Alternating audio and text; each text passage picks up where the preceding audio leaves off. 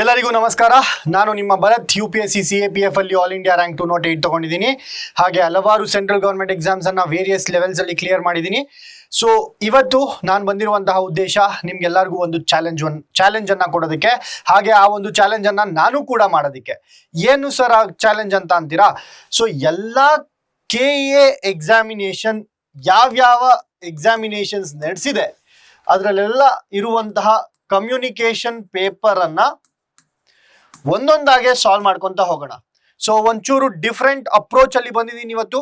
So I directly solve using question paper. So question ಪೇಪರ್ನ ತಗೊಂಡು direct ಆಗಿ answer ಮಾಡ್ಕೊಂತ ಹೋಗೋಣ. ಒಂದು ದಿನದಲ್ಲಿ ಜಾಸ್ತಿ ಪ್ರಶ್ನೆಗಳನ್ನ ಸಾಲ್ವ್ ಮಾಡೋಣ. ಎಷ್ಟಾಗುತ್ತೋ ಅಷ್ಟು ಪ್ರಶ್ನೆಗಳನ್ನ ಸಾಲ್ವ್ ಮಾಡೋಣ. ಸೊ ಕಮ್ಯುನಿಕೇಶನ್ ಪೇಪರ್ನಲ್ಲಿ KA ಕೇಳಿರುವಂತಹ ಕಮ್ಯುನಿಕೇಶನ್ ಪೇಪರ್ನಲ್ಲಿ ಇಂಗ್ಲಿಷ್ ಗ್ರಾಮರ್ ಸೆಕ್ಷನ್ ಅನ್ನ ನಾವು ಕಂಪ್ಲೀಟ್ ಆಗಿ ಸಾಲ್ವ್ ಮಾಡ್ಕೊಂತ ಹೋಗೋಣ. Okay, I think there are 30 papers. ಒಂದು 2-3 ವರ್ಷದಿಂದ ಒಂದು 30 ಪೇಪರ್ ಏನೋ ಆಗಿದೆ KE ಅವ್ರದ್ದು. ಸೊ ಎಲ್ಲವನ್ನು ನಾವು ಸಾಲ್ವ್ ಮಾಡ್ಕೊಂತ ಹೋಗೋಣ. ಓಕೆ, ಸೊ ಈ ಒಂದು ಡಾಕ್ಯುಮೆಂಟ್ ಏನಿದೆ ಅದರಲ್ಲಿ ಆಲ್ಮೋಸ್ಟ್ ಒಂದು 430 ಪೇಜಸ್ ಇದಾವೆ, ಎಲ್ಲ ಸೇರಿ ಕನ್ನಡ, ಇಂಗ್ಲಿಷ್ ಮತ್ತು ಕಂಪ್ಯೂಟರ್. ಸೊ ಆ ಒಂದು ಡಾಕ್ಯುಮೆಂಟ್ ಅಲ್ಲಿ ನಾನೇನ್ ಮಾಡ್ತಾ ಇದ್ದೀನಿ, ಇಂಗ್ಲಿಷ್ ಗ್ರಾಮರ್ ಅನ್ನ ಮಾಡ್ಕೊಂತ ಹೋಗೋಣ. ಓಕೆ, ಸೊ ಈ ಒಂದು ಡಾಕ್ಯುಮೆಂಟ್ ನಿಮಗೆ ಬೇಕು ಅಂತಂದ್ರೆ ಟೆಲಿಗ್ರಾಮ್ ಚಾನಲ್ ಅಲ್ಲಿ ಇರುತ್ತೆ, ಅದನ್ನ ನೀವು ಡೌನ್ಲೋಡ್ ಮಾಡ್ಕೋಬಹುದು. ಸೊ ಇವತ್ತಿನ ಕ್ಲಾಸ್ ನಲ್ಲಿ ನಾವು ಮಾಡ್ತಾ ಇರುವಂತಹ ಅನಾಲಿಸಿಸ್ ಯಾವುದು PYQ ಅಂತಂದ್ರೆ 27th ಏಪ್ರಿಲ್ 2026 ನಡೆದಂತಹ ಗ್ರೂಪ್ A ಮತ್ತು B ಆಫೀಸರ್ಸ್ ಎಕ್ಸಾಮಿನೇಷನ್, ಅದರಲ್ಲಿ ಕಮ್ಯುನಿಕೇಶನ್ ಪೇಪರ್ HK ರೀಜನ್ದು. ಓಕೆ, ಸೊ ನಿಮ್ಗೆ ಇಲ್ಲಿ ಇದೆ ವಿಷಯ ಸಂಕೇತ ಅಂತ TBM 27426 ಅಂತ ಹಾಕಿದ್ರೆ ಯಾವ ಎಕ್ಸಾಮ್ ಅಂತ ಗೊತ್ತಾಗುತ್ತೆ. ಸೊ ತಡ ಮಾಡೋದು ಬೇಡ, ಕ್ವೆಶನ್ಸ್ಗೆ ಹೋಗೋಣ. ಕ್ವೆಶನ್ಸ್ಗಿಂತ ಮುಂಚೆ I was telling you that ಒಂದು ಕೋರ್ಸನ್ನು ಲಾಂಚ್ ಮಾಡಿದೆ, ಅದ್ಭುತವಾದ ರೆಸ್ಪಾನ್ಸನ್ನು ಕೊಟ್ಟಿದ್ದೀರಾ. ಸೊ ಬಹಳಷ್ಟು ಜನ ಇದಕ್ಕೆ ಎನ್ರೋಲ್ ಆಗ್ತಾ ಇದ್ದೀರಾ. ಸೊ ಇನ್ನೂ ಅಡ್ಮಿಷನ್ಸ್ ಓಪನ್ ಇದೆ, ಇನ್ನೂ ತಡ ಇಲ್ಲ. ಸೊ ನೀವು ಯಾರೆಲ್ಲ ಜಾಯಿನ್ ಆಗಬೇಕು ಅವರು ಈ ನಂಬರ್ಗಳಿಗೆ ಕರೆ ಮಾಡ್ಬೋದು. 9742610526 ಹಾಗೆ 8197018701 ಅಥವಾ 8884818983 ಈ ನಂಬರ್ಗೂ ಕೂಡ ಕರೆ ಮಾಡ್ಬೋದು. ಸರ್ 149 ರೂಪೀಸ್ ಅಂತ ಅಂದ್ರೆ Jio 10 GB data for 1 month. So Jio 10 GB ಡೇಟಾದಲ್ಲಿ ಈ ಒಂದು ಇಂಗ್ಲಿಷ್ ಕೋರ್ಸ್ 1 ವರ್ಷ ವ್ಯಾಲಿಡಿಟಿ ಇರುತ್ತೆ. ಸೊ ಟೆಲಿಗ್ರಾಮ್ ಅಲ್ಲಿ ರೆಕಾರ್ಡೆಡ್ ಕ್ಲಾಸಸ್ ಸಿಗುತ್ತೆ ನಿಮಗೆ. ಸೊ ಸುಮಾರು ಜನ ಕೇಳ್ತಾ ಇದ್ರಿ ಹೇಗೆ ಜಾಯ್ನ್ ಆಗೋದು ಅಂತ. ಈ ಯಾವುದೇ ನಂಬರ್ಗೆ ನೀವು ಕಾಂಟ್ಯಾಕ್ಟ್ ಮಾಡ್ಬೋದು, ವಾಟ್ಸ್ಆ್ಯಪ್ ಮಾಡ್ಬೋದು ಅಥವಾ ಟೆಲಿಗ್ರಾಮ್ ಮಾಡ್ಬೋದು. ಸೊ ವಾಟ್ಸ್ಆ್ಯಪ್ ಮಾಡಿದ್ರೆ ನಾವು ನಿಮಗೆ ಏನು ಹೇಳ್ತಾರೆ ಅದ್ರ ಒಂದು ಕೋರ್ಸು ಡೀಟೇಲ್ಸ್ಗಳನ್ನ ನಿಮಗೆ ಕಳಿಸ್ಕೊಡ್ತೀವಿ. Okay, so will solve the questions. And ಎಷ್ಟೊಂದು ಜನ ಆಕ್ಚುಲಿ ಕೇಳಿದ್ರು ಯಾಕೆ ಸರ್ ಇಷ್ಟೊಂದು ಕಡಿಮೆ ಇಟ್ಟಿದ್ದೀರಾ ಅಂತ. ಸೊ ನನ್ನ ಉದ್ದೇಶ ಇಲ್ಲಿ ಎಲ್ಲ ಆಸ್ಪಿರೆಂಟ್ಸ್ಗೂ ಹೆಲ್ಪ್ ಆಗಲಿ ಅನ್ನುವಂಥದ್ದು. ಹಾಗಾಗಿ ನಾನು ದುಡ್ಡನ್ನ ಕನ್ಸಿಡರ್ ಮಾಡ್ತಾ ಇಲ್ಲ. ನಾನು ಆಲ್ರೆಡಿ ಹೇಳಿದ್ದೀನಿ ನಿಮಗೆ ಇದ್ರದ್ದು ಈ ಕೋರ್ಸ್ದು ಆಕ್ಚುಯಲ್ ಫೀಸ್ ಬಂದು ನಿಮ್ಮ ಕಮಿಟ್ಮೆಂಟ್, ನಿಮ್ಮ ಡೆಡಿಕೇಶನ್ ಹಾಗೂ ನಿಮ್ಮ ಎಫರ್ಟ್ಸ್ ಅಂತ. ಸೊ ಒಂದು ವೇಳೆ ಎಸ್ ಸರ್ ನಾನು ನೀವು ಹೇಳ್ದಂಗೆ ಕೇಳ್ತೀನಿ, ನೀವು ಹೇಳಿದ ಸ್ಟೆಪ್ಸನ್ನ ನಾನು ಫಾಲೋ ಮಾಡ್ತೀನಿ ಅಂತ ಅಂದ್ರೆ ಡೆಫಿನೆಟ್ ಆಗಿ 30+ ಮಾರ್ಕ್ಸ್ ಅನ್ನ ಕೊಡಿಸುವಂತಹ ಜವಾಬ್ದಾರಿ ನಂದು ಇಂಗ್ಲಿಷ್ ಗ್ರಾಮರ್ನಲ್ಲಿ. But you should be ready for that commitment. ಆ ಒಂದು ಡೆಡಿಕೇಶನ್ಗೆ ನೀವು ರೆಡಿ ಇರಬೇಕು, ಆ ಒಂದು ಎಫರ್ಟ್ಸ್ ಆಗೋದಕ್ಕೆ ನೀವು ರೆಡಿ ಇರಬೇಕು. ಆ ಥರ ಮಾಡ್ತೀರಾ ಅಂತಂದ್ರೆ ಇನ್ನು ಮಿಕ್ಕಿರುವಂತಹ ಜವಾಬ್ದಾರಿ ನನ್ನ ಮೇಲೆ ಇರುತ್ತೆ. It is a huge responsibility ನನ್ನ ಕಡೆಯಿಂದನೂ ಕೂಡ. ಸೊ ಆ ಒಂದು ಚಾಲೆಂಜನ್ನು ನಾನು ಕೂಡ ತಗೊಂಡಿದ್ದೀನಿ. So let's both work together. Okay, so ನನ್ನ ಉದ್ದೇಶ ಏನು, ಕನ್ನಡ ಗ್ರಾಮೀಣ ಅಭ್ಯರ್ಥಿಗಳು ಯಾರ್ಯಾರು ಇದ್ದೀರಾ ಅವರಿಗೆಲ್ಲ ಇಂಗ್ಲೀಷ್ನಲ್ಲಿ ಮಾರ್ಕ್ಸ್ ಹೋಗ್ಬಾರ್ದು. ಸೊ ನಮ್ಗೆ ಜಾಸ್ತಿ ಮಾರ್ಕ್ಸ್ ಹೋದೆ ಇಂಗ್ಲೀಷ್ ಗ್ರಾಮರ್ನ ಅಲ್ವಾ. ಸೊ ಯಾರಿಗೂ ಇಂಗ್ಲೀಷ್ ಗ್ರಾಮರ್ನಲ್ಲಿ ಮಾರ್ಕ್ಸ್ ಹೋಗ್ಬಾರ್ದು ಅನ್ನುವಂಥದ್ದು ನನ್ನ ಉದ್ದೇಶ. ಸೊ ಎಸ್, ಕ್ವೆಶನ್ಸನ್ನು ಸಾಲ್ವ್ ಮಾಡ್ಕೊಂಡು ಹೋಗೋಣ. First 35 questions will be Kannada. ಆಮೇಲೆ 35ನೇ ಕ್ವೆಶನಿಂದ ಇಂಗ್ಲೀಷ್ ಇರುತ್ತೆ, 36ನೇ ಕ್ವೆಶನಿಂದ. ಸೊ 35 ಆಯಿತು, 36ಇಂದ ಇಂಗ್ಲೀಷ್ ಇದೆ. ಸೊ ಮೊದಲನೇ ಪ್ರಶ್ನೆ ನೋಡಿ, match the following. Match list 1 with list 2 ಅಂತ ಕೊಟ್ಟಿದ್ದಾರೆ. ಲಿಸ್ಟ್ 1ನ ಜೊತೆಗೆ ಲಿಸ್ಟ್ 2 ಮ್ಯಾಚ್ ಮಾಡಬೇಕು. ಸೊ ಯಾವ ಒಂದು ಟಾಪಿಕ್ಗೆ ಬರುವಂತಹ ಕ್ವೆಶನ್ ಇದು, ಇಡಿಯಮ್ಸ್ ಅಂದ್ರೆ ನುಡಿಗಟ್ಟುಗಳು. ಸೊ ನುಡಿಗಟ್ಟುಗಳನ್ನ ನಾವು ಹೇಗೆ ಸರ್ ಕಲಿಯೋದು ಅಂತಂದ್ರೆ there is no other way, practice ಮಾಡಬೇಕು. ಸೊ ಕೆಲವೊಂದು ಇಡಿಯಮ್ಸ್ಗಳನ್ನ ತಗೋಬೇಕು, ಪ್ರಾಕ್ಟೀಸ್ ಮಾಡಬೇಕು. ಇದರಲ್ಲೂ ನೋಡಿ ಕೆಲವೊಂದು every cloud has a silver lining, it was a PYQ. SSC ಅಲ್ಲಿ ಕೇಳ್ತಾ ಇರ್ತಾರೆ. ಆಮೇಲೆ in the land of the blind the one eyed man is a king. SSC ಅಲ್ಲಿ ಕೇಳ್ತಾ ಇರ್ತಾರೆ ಪ್ರಶ್ನೆಗಳು. ಸೊ ಇಂತಹ ಪ್ರೀವಿಯಸ್ ಇಯರ್ ಕ್ವೆಶನ್ಸ್ ಅನ್ನ ಕಂಪೈಲ್ ಮಾಡಿಕೊಂಡು ಇದನ್ನ ನಾವು ಪ್ರಾಕ್ಟೀಸ್ ಮಾಡಲೇಬೇಕು. ಇಡಿಯಮ್ಸ್ಗೆ ಬೇರೆ ಏನು ಆಲ್ಟರ್ನೇಟಿವ್ ಇಲ್ಲ. ಒಂದೊಂದ್ರಲ್ಲಿ ಏನಿರುತ್ತೆ ಒಂದು ಲಾಜಿಕ್ ಇರುತ್ತಪ್ಪ. ಇಲ್ಲಿ ನೋಡಿ, ಇನ್ the land of the blind ಯಾರ ಬಗ್ಗೆ ಮಾತಾಡ್ತಾ ಇದ್ದಾರೆ? ಕುರುಡರ ಬಗ್ಗೆ ಮಾತಾಡ್ತಾ ಇದ್ದಾರೆ. ಅಂದ್ರೆ ಸಮಥಿಂಗ್ ರಿಲೇಟೆಡ್ ಟು ಐಸ್ ಬಗ್ಗೆ ಮಾತಾಡ್ತಾ ಇದ್ದಾರೆ. ಹಾಗಾದ್ರೆ ಯಾವ ಆಪ್ಷನ್ ಅಲ್ಲಿ ಐಸ್ ಬಗ್ಗೆ ಇದೆ? The one eyed man is a king ಅಂತ ಇದೆ. ಸೊ ಈ ಆಪ್ಷನ್ ಎ ಅನ್ನುವಂಥದ್ದು 4ಕ್ಕೆ ಮ್ಯಾಚ್ ಆಗಬೇಕು. A4 ಎಲ್ಲಿದೆ ನೋಡಿ, A4 ಇಲ್ಲಿದೆ, A4 ಇಲ್ಲಿದೆ. ಹಾಗಾದ್ರೆ 2ನೇ ಆಪ್ಷನ್ 3ನೇ ಆಪ್ಷನ್ ತಪ್ಪು. ಕ್ಯೂರಿಯಾಸಿಟಿ ಕಿಲ್ಡ್ ದ ಕ್ಯಾಟ್ ಅಂತ ಇದೆ. ಹೆಂಗ್ ಗೊತ್ತಾಗುತ್ತೆ ಇದು sir? Curiosity killed the cat. Until and unless you have practice, you will not know curiosity killed the cat ಅಂತ. ಸೊ ಬಟ್ ಇದನ್ನ ಹೇಗೆ ನೆನ್ಪಿಟ್ಕೊಳ್ಳೋದು? ಸೊ ಒಂದು ಬೆಕ್ಕಿತ್ತಂತೆ, ಆ ಬೆಕ್ಕಿಗೆ ಬಹಳಷ್ಟು ಕ್ಯೂರಿಯಾಸಿಟಿ ಅಂತೆ. ಸೊ ಒಂದಿನ ಏನ್ ಮಾಡುತ್ತಂತೆ, ಅದು ಬಿಸಿ ನೀರನ್ನ ನೋಡ್ತಾ ಇರುತ್ತೆ. ಸೊ ಎಷ್ಟು ಬಿಸಿ ಇರ್ಬೋದು ಅನ್ಬಿಟ್ಟು ಅದ್ರ ಒಳಗಡೆ ಬಿದ್ದೋಗ್ಬಿಡುತ್ತೆ. ಅವಾಗ ಏನಾಗುತ್ತೆ, ಆ ಬೆಕ್ಕು ಸತ್ತೋಗುತ್ತೆ. ಸೊ ಆ ಒಂದು ಕ್ಯೂರಿಯಾಸಿಟಿ ಕಿಲ್ಡ್ ದ ಕ್ಯಾಟ್ ಅಂತ ಅಂತಾರೆ. ಸೊ ಇದರ ಲಿಟ್ರಲ್ ಮೀನಿಂಗ್ ಏನು? ಆ ಒಂದು ಕ್ಯೂರಿಯಾಸಿಟಿಯಿಂದ ಕ್ಯಾಟ್ ಸತ್ತೋಯ್ತು ಅಂತ. ಬಟ್ ಆಕ್ಚುಯಲ್ ಆಗಿ ಅರ್ಥ ಏನು ಕ್ಯೂರಿಯಾಸಿಟಿ ಕಿಲ್ಡ್ ದ ಕ್ಯಾಟ್ ಅನ್ನೋದಕ್ಕೆ? ಕಮೆಂಟ್ ಬಾಕ್ಸ್ ಅಲ್ಲಿ ಹಾಕಿ ಆಕ್ಚುಯಲ್ ಮೀನಿಂಗ್ ಏನು ಈ ಒಂದು ಇಡಿಯಮ್ದು ಕ್ಯೂರಿಯಾಸಿಟಿ ಕಿಲ್ಡ್ ದ ಕ್ಯಾಟ್ ಅನ್ನೋದಕ್ಕೆ. ಸೊ ನೆಕ್ಸ್ಟ್ ನೋಡಿ, every cloud has a silver lining ಅಂತ ಬರುತ್ತೆ. ಸೊ ಆಪ್ಷನ್ ಸಿಗೆ 2 ಮ್ಯಾಚ್ ಆಗುತ್ತೆ. ಆಪ್ಷನ್ ಸಿಗೆ 2 ಮ್ಯಾಚ್ ಆಗುವಂಥದ್ದು 2 ಕೂಡ ಮ್ಯಾಚ್ ಆಗುತ್ತೆ. ಬಟ್ ಬಿಗೆ 1, B1 ಇಸ್ ಆಪ್ಷನ್ ಎ. ಇಲ್ಲಿ B3 ಕೊಟ್ಟಿದ್ದಾರೆ, ಹಾಗಾಗಿ ತಪ್ಪು. ಇದು ಸರಿಯಾದ ಉತ್ತರ. Okay, so every cloud as a silver lining ಅಂತ ಅಂದ್ರೆ ಏನು? ನೀವು ಒಂದು ಮೋಡವನ್ನ ಗಮನಿಸಿದ್ರೆ ಆ ಮೋಡದ ಎಡ್ಜ್ನಲ್ಲಿ ಈ ತರ ಒಂದು ಮೋಡ ಏನಾದ್ರೂ ಇತ್ತು ಅಂದ್ರೆ ಈ ಒಂದು ಎಡ್ಜಲ್ಲಿ ಏನಿರುತ್ತೆ, ಎಡ್ಜಲ್ಲಿ ಯಾವಾಗ್ಲೂ ಒಂದ್ ಸ್ವಲ್ಪ ಶೈನಿಂಗ್ ಇರುತ್ತೆ. ಈ ತರ ಒಂದು ಶೈನಿಂಗ್ ಇರುತ್ತೆ. ಮೋಡದ ಎಡ್ಜ್ನಲ್ಲಿ ಒಂದು ಶೈನ್ ಇರುತ್ತೆ. ಅದನ್ನ ಹೇಳ್ತಾ ಇದ್ದಾರೆ ಈ ಒಂದು ಪ್ರಶ್ನೆಯಲ್ಲಿ, every cloud as a silver lining ಅಂತ.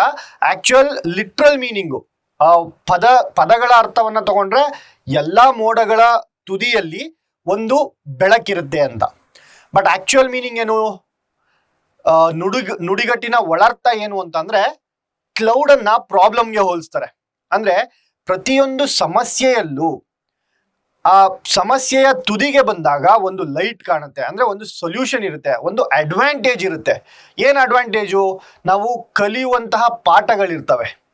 ಪ್ರತಿಯೊಂದು ಸಮಸ್ಯೆಯಲ್ಲೂ ನಾವು ಕಲಿಯಬೇಕಾದಂತಹ ಒಂದು ಪಾಠ ಇರುತ್ತೆ. ಅದೇ ಸಿಲ್ವರ್ ಲೈನಿಂಗ್ ಅಂತ ಕರೀತಾರೆ. ಸೊ ಏನೋ ಒಂದು ಅಡ್ವಾಂಟೇಜ್ ಇರುತ್ತೆ ಒಂದು ಪ್ರಾಬ್ಲಮ್ ಅಲ್ಲಿ. ಏನ್ ಅಡ್ವಾಂಟೇಜು? ಆ ಒಂದು experience that will make us a better person ಅನ್ನುವಂಥದ್ದು. So too many cooks spoil the broth ಅಂದ್ರೆ ಜಾಸ್ತಿ ಜನ ಅಡುಗೆ ಭಟ್ಟರಿದ್ರೆ, ಬ್ರಾತ್ ಅಂದ್ರೆ ಏನು? ಅಡುಗೆ ಅಂತ ಅರ್ಥ. ಬ್ರಾತ್ ಅಂದ್ರೆ ಅಡಿಗೆ ಅಥವಾ ಸೂಪ್ ಅಂತ ಕರಿಬಹುದು. ಸೊ ಖಾದ್ಯ. Okay, two many cooks spoil the broth ಅಂದ್ರೆ ಏನರ್ಥ? ಜಾಸ್ತಿ ಜನ ಅಡುಗೆ ಭಟ್ಟರಿದ್ರೆ, ಒಂದೇ ಅಡುಗೆಯನ್ನ ಜಾಸ್ತಿ ಜನ ಅಡುಗೆ ಭಟ್ಟರಿದ್ರೆ ಏನ್ ಮಾಡ್ತಾರೆ? ಏನಾಗುತ್ತೆ ಅದು? ಈಗ ಯಾರೋ ಒಬ್ರು ಉಪ್ಪಾಕಿರ್ತಾರೆ, ಇನ್ನೊಬ್ರು ಬಂದು ಇನ್ನೊಂಚೂರು ಉಪ್ಪು ಹಾಕ್ಬಿಟ್ರೆ. ಯಾರೋ ಒಬ್ರು ಖಾರ ಹಾಕಿರ್ತಾರೆ, ಇನ್ನೊಬ್ರು ಯಾರೋ ಬಂದ್ಬಿಟ್ಟು ಇನ್ನೊಂಚೂರು ಖಾರ ಹಾಕ್ಬಿಟ್ರೆ, ಸೊ ಆ ಒಂದು ತಿನಿಸು ಏನಾಗುತ್ತೆ? ಕೆಟ್ಟೋಗ್ಬಿಡುತ್ತೆ. ಚೆನ್ನಾಗಿ ಬರುತ್ತಾ? ಟೇಸ್ಟಿ ಆಗಿರುತ್ತಾ? ಇಲ್ಲ. ಹೆಂಗೆ ಅವ್ರವ್ರಿಗೆ ಬೇಕಾದಂಗೆ ಅವ್ರವ್ರು ಮಾಡ್ಕೊಂತಾರೆ. ಸೊ ಇದು ಲಿಟ್ರಲ್ ಮೀನಿಂಗ್. ಬಟ್ ಒಳರ್ಥ ಏನು? Two many cooks spoil the ಬ್ರಾತ್ ಅಂತಂದ್ರೆ, ಸೊ ಒಂದು ಕೆಲಸವನ್ನ ಒಬ್ರೇ ಮಾಡಬೇಕು. ಒಂದು ಕೆಲಸಕ್ಕೆ ಜಾಸ್ತಿ ಜನ ಒಂದೇ ಕೆಲಸವನ್ನ ಮಾಡ್ತಿದ್ರೆ ಆ ಕೆಲಸ ಅದ್ಗೆಟ್ಟೋಗುತ್ತೆ ಅಂತ, ಕೆಟ್ಟೋಗುತ್ತೆ ಅಂತ. Okay, so too many cooks spoil the ಬ್ರಾತ್ ಅನ್ನುವಂಥದ್ದು ಸರಿಯಾದ ಉತ್ತರ ಆಗುತ್ತೆ. ಸೊ ಮುಂದಿನ ಪ್ರಶ್ನೆ ಹೋಗೋಣ. ಮುಂದಿನ ಪ್ರಶ್ನೆ ಪ್ಯಾಸೇಜ್ ಇದೆ. ಫಾರ್ ಅ ಚೇಂಜ್ ಪ್ಯಾಸೇಜ್ ಅನ್ನ ನಾವು ನೆಕ್ಸ್ಟ್ ಅಲ್ಲಿ ಮಾಡೋಣ. ಸೊ ನಿಮ್ಗೆ ಇನ್ನೊಂದು ಅಪ್ರೋಚ್ ಹೇಳ್ಕೊಡ್ತೀನಿ ಪ್ಯಾಸೇಜ್ಗೆ. ಇಲ್ಲಿ ನೋಡಿ, ಪ್ಯಾಸೇಜ್ ಓದೋದೇ ಬೇಡ ಆಯ್ತಾ. ಇಲ್ಲೊಂದು ಪ್ಯಾಸೇಜ್ ಕೊಟ್ಟಿದಾರಲ್ವಾ, ಒಂದು ಪ್ಯಾಸೇಜ್ ಕೊಟ್ಟಿದ್ದಾರೆ, ಪ್ಯಾಸೇಜ್ ಓದೋದು ಬೇಡ. We will try to answer it. ಪ್ರಶ್ನೆಗಳನ್ನ ಹಂಗೆ ಆನ್ಸರ್ ಮಾಡಕ್ ಟ್ರೈ ಮಾಡೋಣ. ಯಾವ್ದ್ರ ಮೇಲೆ ಆನ್ಸರ್ ಮಾಡಬೇಕು? ನಮ್ಮ GS ನಾಲೆಡ್ಜ್ ಮೇಲೆ ಆನ್ಸರ್ ಮಾಡೋಣ. Which of the following is true in the context of the passage ಅಂತ ಕೊಟ್ಟಿದ್ದಾರೆ. ಯಾವುದು ಸರಿ? ಪ್ಯಾಸೇಜ್ ನಲ್ಲಿ ಯಾವುದನ್ನ ಸರಿಯಾಗಿ ಹೇಳಿದ್ದಾರೆ ಅಂತ ಕೇಳ್ತಾ ಇದ್ದಾರೆ. ನೋಡಿ, water conflicts are absent in India. ಹೌದಾ? ಭಾರತದಲ್ಲಿ ನೀರಿಗಾಗಿ ಜಗಳಗಳೇ ನಡೀತಾ ಇಲ್ವಾ? ಕಾವೇರಿಗೆ ಕರ್ನಾಟಕನೂ ಮತ್ತೆ ತಮಿಳುನಾಡುನೇ ನಡೆಸ್ತಾ ಇದ್ದೇವೆ. ಹೌದಲ್ವಾ? ಆಂಧ್ರ ಪ್ರದೇಶ್ ತೆಲಂಗಾಣ ನಡೆಸ್ತಾರೆ ಕೃಷ್ಣಾ ನದಿಗೆ. ಮಹದಾಯಿ ರಿವರ್ಗೆ ನಾವು ಮಹಾರಾಷ್ಟ್ರ ಮತ್ತೆ ಗೋವಾದವ್ರು ನಡೆಸ್ತೀವಿ. ಬಹಳಷ್ಟು ಇದಾವಲ್ವಾ, ಬಹಳಷ್ಟು ಪ್ರಾಬ್ಲಮ್ಸ್ ಇದಾವೆ, ವಾಟರ್ ಕಾನ್ಫ್ಲಿಕ್ಟ್ಸ್ಗಳಿದಾವೆ. ಫಸ್ಟ್ ಆಫ್ ಆಲ್ ಕಾನ್ಫ್ಲಿಕ್ಟ್ಸ್ ಅಂದ್ರೆ ಏನು? ಜಗಳಗಳು. ಯಾವ ಜಗಳಗಳು? ನೀರಿಗೆ ಸಂಬಂಧಿಸಿದ ಜಗಳಗಳು. They are absent in India ಅಂತ ಕೊಟ್ಟಿದ್ದಾರೆ. ಡೆಫಿನೆಟ್ಲಿ ರಾಂಗ್, ಬಿಕಾಸ್ ಇಂಡಿಯಾದಲ್ಲಿ ವಾಟರ್ ಕಾನ್ಫ್ಲಿಕ್ಟ್ಸ್ ಇದಾವೆ. ಆಮೇಲೆ water conflicts are the logical development in the absence of proper legal democratic and administrative mechanisms. Sir ಅರ್ಥನೇ ಆಗ್ಲಿಲ್ಲ ಸರ್, ಬಿಟ್ಟಾಕಿ. ನೆಕ್ಸ್ಟ್ ಆಪ್ಷನ್ ನೋಡಿ, villages have no water conflicts. ಹೌದಾ? ಊರುಗಳಲ್ಲಿ, ಹಳ್ಳಿಗಳಲ್ಲಿ ವಾಟರ್ ಕಾನ್ಫ್ಲಿಕ್ಟ್ಸ್ ಇರಲ್ವಾ ಸರ್? ಎಷ್ಟು ಜಗಳಗಳು ನಡೆಯುತ್ತೆ ನೀರಿಗೋಸ್ಕರ. ಅವ್ನು ನೀರು ಬಿಟ್ಕೊಬಿಟ್ಟಿದ್ದಾನೆ, ನಮಗೆ ನೀರು ಬಿಡ್ತಾ ಇಲ್ಲ. ಸೊ ಮೇಲ್ಗಡೆ ಇರೋರು ಬಿಟ್ಕೊಬಿಡ್ತಾರೆ, ಕೆಳಗಡೆ ಇರೋರು ಏನ್ ಮಾಡ್ಬೇಕು? ಸೊ ಇವೆಲ್ಲ ಏನು ಹಳ್ಳಿಗಳಲ್ಲಿ ಆಗುವಂತಹ ಪ್ರಾಬ್ಲಮ್ಸು.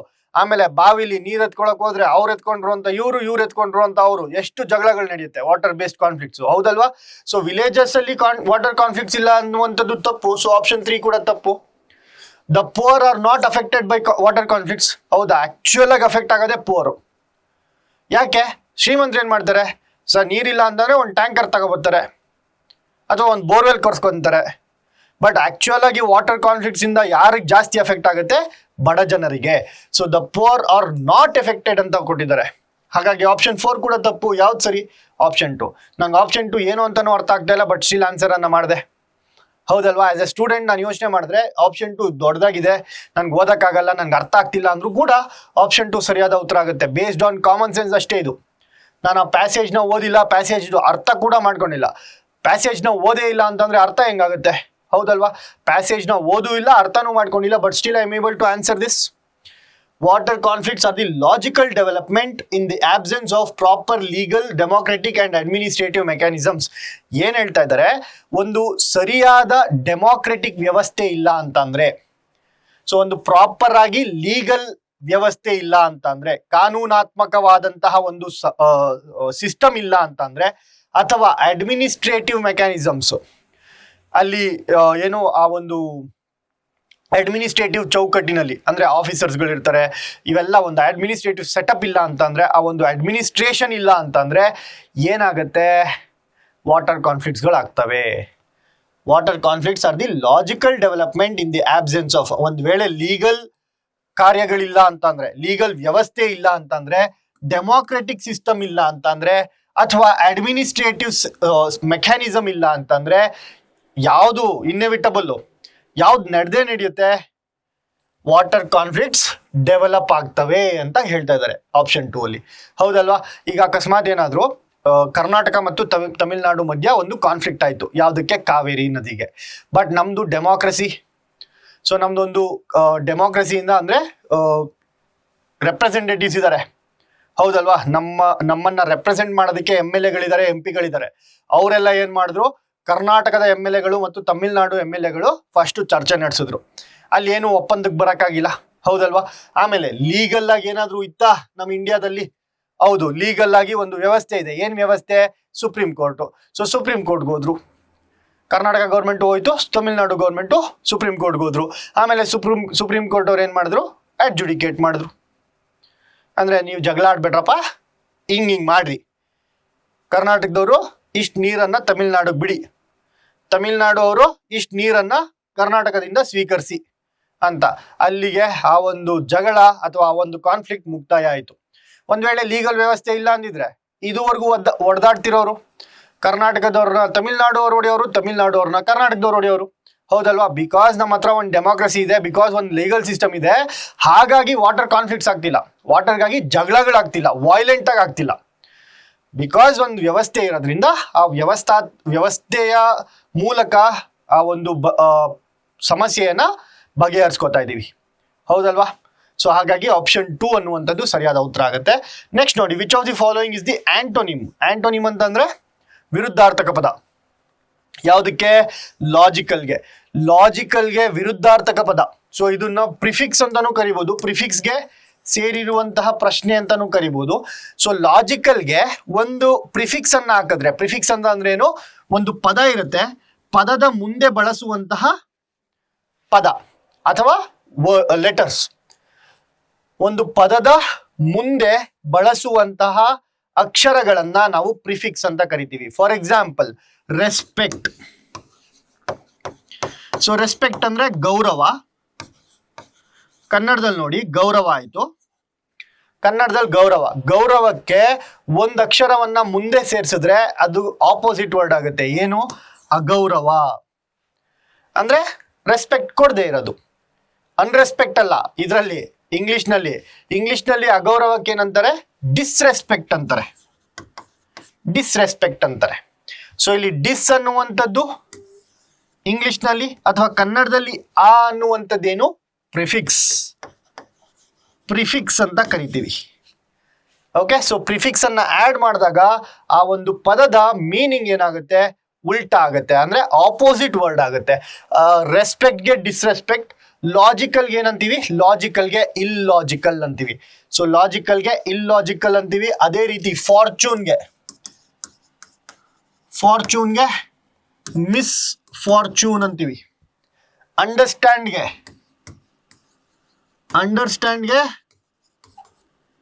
ಮಿಸ್ಅಂಡರ್ಸ್ಟ್ಯಾಂಡ್ ಅಂತೀವಿ.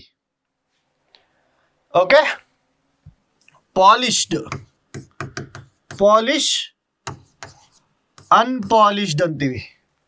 ಸೊ ಪಾಲಿಶ್ಡ್ ರೈಸ್, ಪಾಲಿಶ್ ಮಾಡಿರುವಂತಹ ಅಕ್ಕಿ. ಅನ್ಪಾಲಿಶ್ಡ್ ರೈಸ್ ಅಂದ್ರೆ ಪಾಲಿಶ್ ಮಾಡದೇ ಇರುವಂತಹ ಅಕ್ಕಿ. Okay, unpolished. ಸೊ ಇದೇ ರೀತಿ ಹಲವಾರು ಬರ್ತವೆ, ಪ್ರಿಫಿಕ್ಸ್ ಮತ್ತು ಸಫಿಕ್ಸ್ಗಳು ಅನ್ನುವಂತಹ ಒಂದು ಟಾಪಿಕ್ ಬರುತ್ತೆ. ಇದನ್ನು ಕೂಡ ನಾವು ಕೋರ್ಸ್ನಲ್ಲಿ ಓದೋಣ. ಓಕೆ, ಸೊ ನಿಮ್ಮ ಹೋಮ್ವರ್ಕ್ ಏನು? ಇವತ್ತಿನ ಹೋಮ್ವರ್ಕ್ ಏನಪ್ಪಾ ಅಂತಂದ್ರೆ ಒಂದು ಟೇಬಲ್ ಅನ್ನ ಮಾಡ್ಕೋಬೇಕು. ವರ್ಡ್ಸು, ಆಂಟೋನಿಮ್ಸು ಅಂದ್ರೆ ಎಂತಹ ಆಂಟೋನಿಮ್ಸು?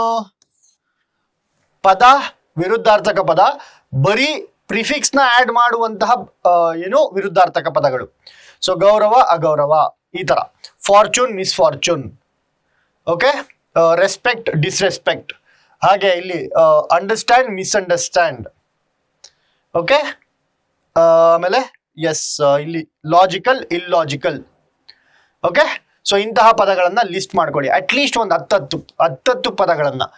ಐಯಲ್ಲಿಂದ ಆಗುವಂಥದ್ದು, ಐಯಲ್ಲಿಂದ ಎಷ್ಟು ಪದಗಳು ಬರ್ತವೆ, ಮಿಸ್ ಇಂದ ಎಷ್ಟು ಪದಗಳು ಬರ್ತವೆ, ಅಟ್ಲೀಸ್ಟ್ ಒಂದು 10 ನೋಟ್ ಮಾಡಿ ಇಟ್ಕೊಳ್ಳಿ. ಓಕೆ, ಇಂಪಾರ್ಟೆಂಟ್ ಇದು. ಮುಂದಿನ ಪ್ರಶ್ನೆ ಹೋಗೋಣ. ಮುಂದಿನ ಪ್ರಶ್ನೆ ನೋಡಿ, the author's main objective in writing the passage is to. So ಏನು ಉದ್ದೇಶ ಇರುತ್ತೆ? ಇವಾಗ ನೀವು ಕ್ವೆಶನ್ ಅನ್ನ ಸಾಲ್ವ್ ಮಾಡಿದ್ರಿ, ಫಸ್ಟ್ ಕ್ವೆಶನ್ ಅನ್ನ ಸಾಲ್ವ್ ಮಾಡಿದ್ರಿ. ಸೊ ಈ ಒಂದು ಪ್ರಶ್ನೆ ಯಾವುದರ ಬಗ್ಗೆ ಇದೆ? ನೀರಿನ ಮೇಲೆ ಆಗುತ್ತಾ ಇರುವಂತಹ ಸಮಸ್ಯೆಗಳ ಮೇಲೆ ಒಂದು ಪ್ರಶ್ನೆ ಇದೆ, ಹೌದಲ್ವಾ? ನೀರಿನ ಸಮಸ್ಯೆಗಳು ಅಥವಾ ನೀರಿನ ಮೇಲೆ ಆಗ್ತಾ ಇರುವಂತಹ ಜಗಳದ ಮೇಲೆ ಒಂದು ಪ್ಯಾಸೇಜ್ ಇದೆ. ಸೊ ಏನನ್ನ ಹೇಳ್ತಾ ಇರ್ಬೋದು? Are they trying to criticise the government? ಹೌದಾ? Prove that there are no water conflicts in India. Sir, conflicts ಇದೆ, ನೀರಿನ ಸಮಸ್ಯೆ ಇದೆ. ಯಾವ್ದ್ರಲ್ಲಿ? ಇಂಡಿಯಾದಲ್ಲಿ. ಸೊ ನಾನು ಯಾಕೆ ಪ್ರೂವ್ ಮಾಡಲಿ ವಾಟರ್ ಪ್ರಾಬ್ಲಮ್ಸೇ ಇಲ್ಲ ಇಂಡಿಯಾದಲ್ಲಿ ಅಂತ? ಸೊ ಆಥರ್ ಯಾಕೆ ಪ್ರೂವ್ ಮಾಡ್ತಾರೆ? They will not prove that there are no water conflicts in India. There are conflicts in India. Explain the various factors behind water conflicts. Say that water conflicts can never be resolved. ಇದೊಂಥರ negative ಆಗಿಲ್ವಾ?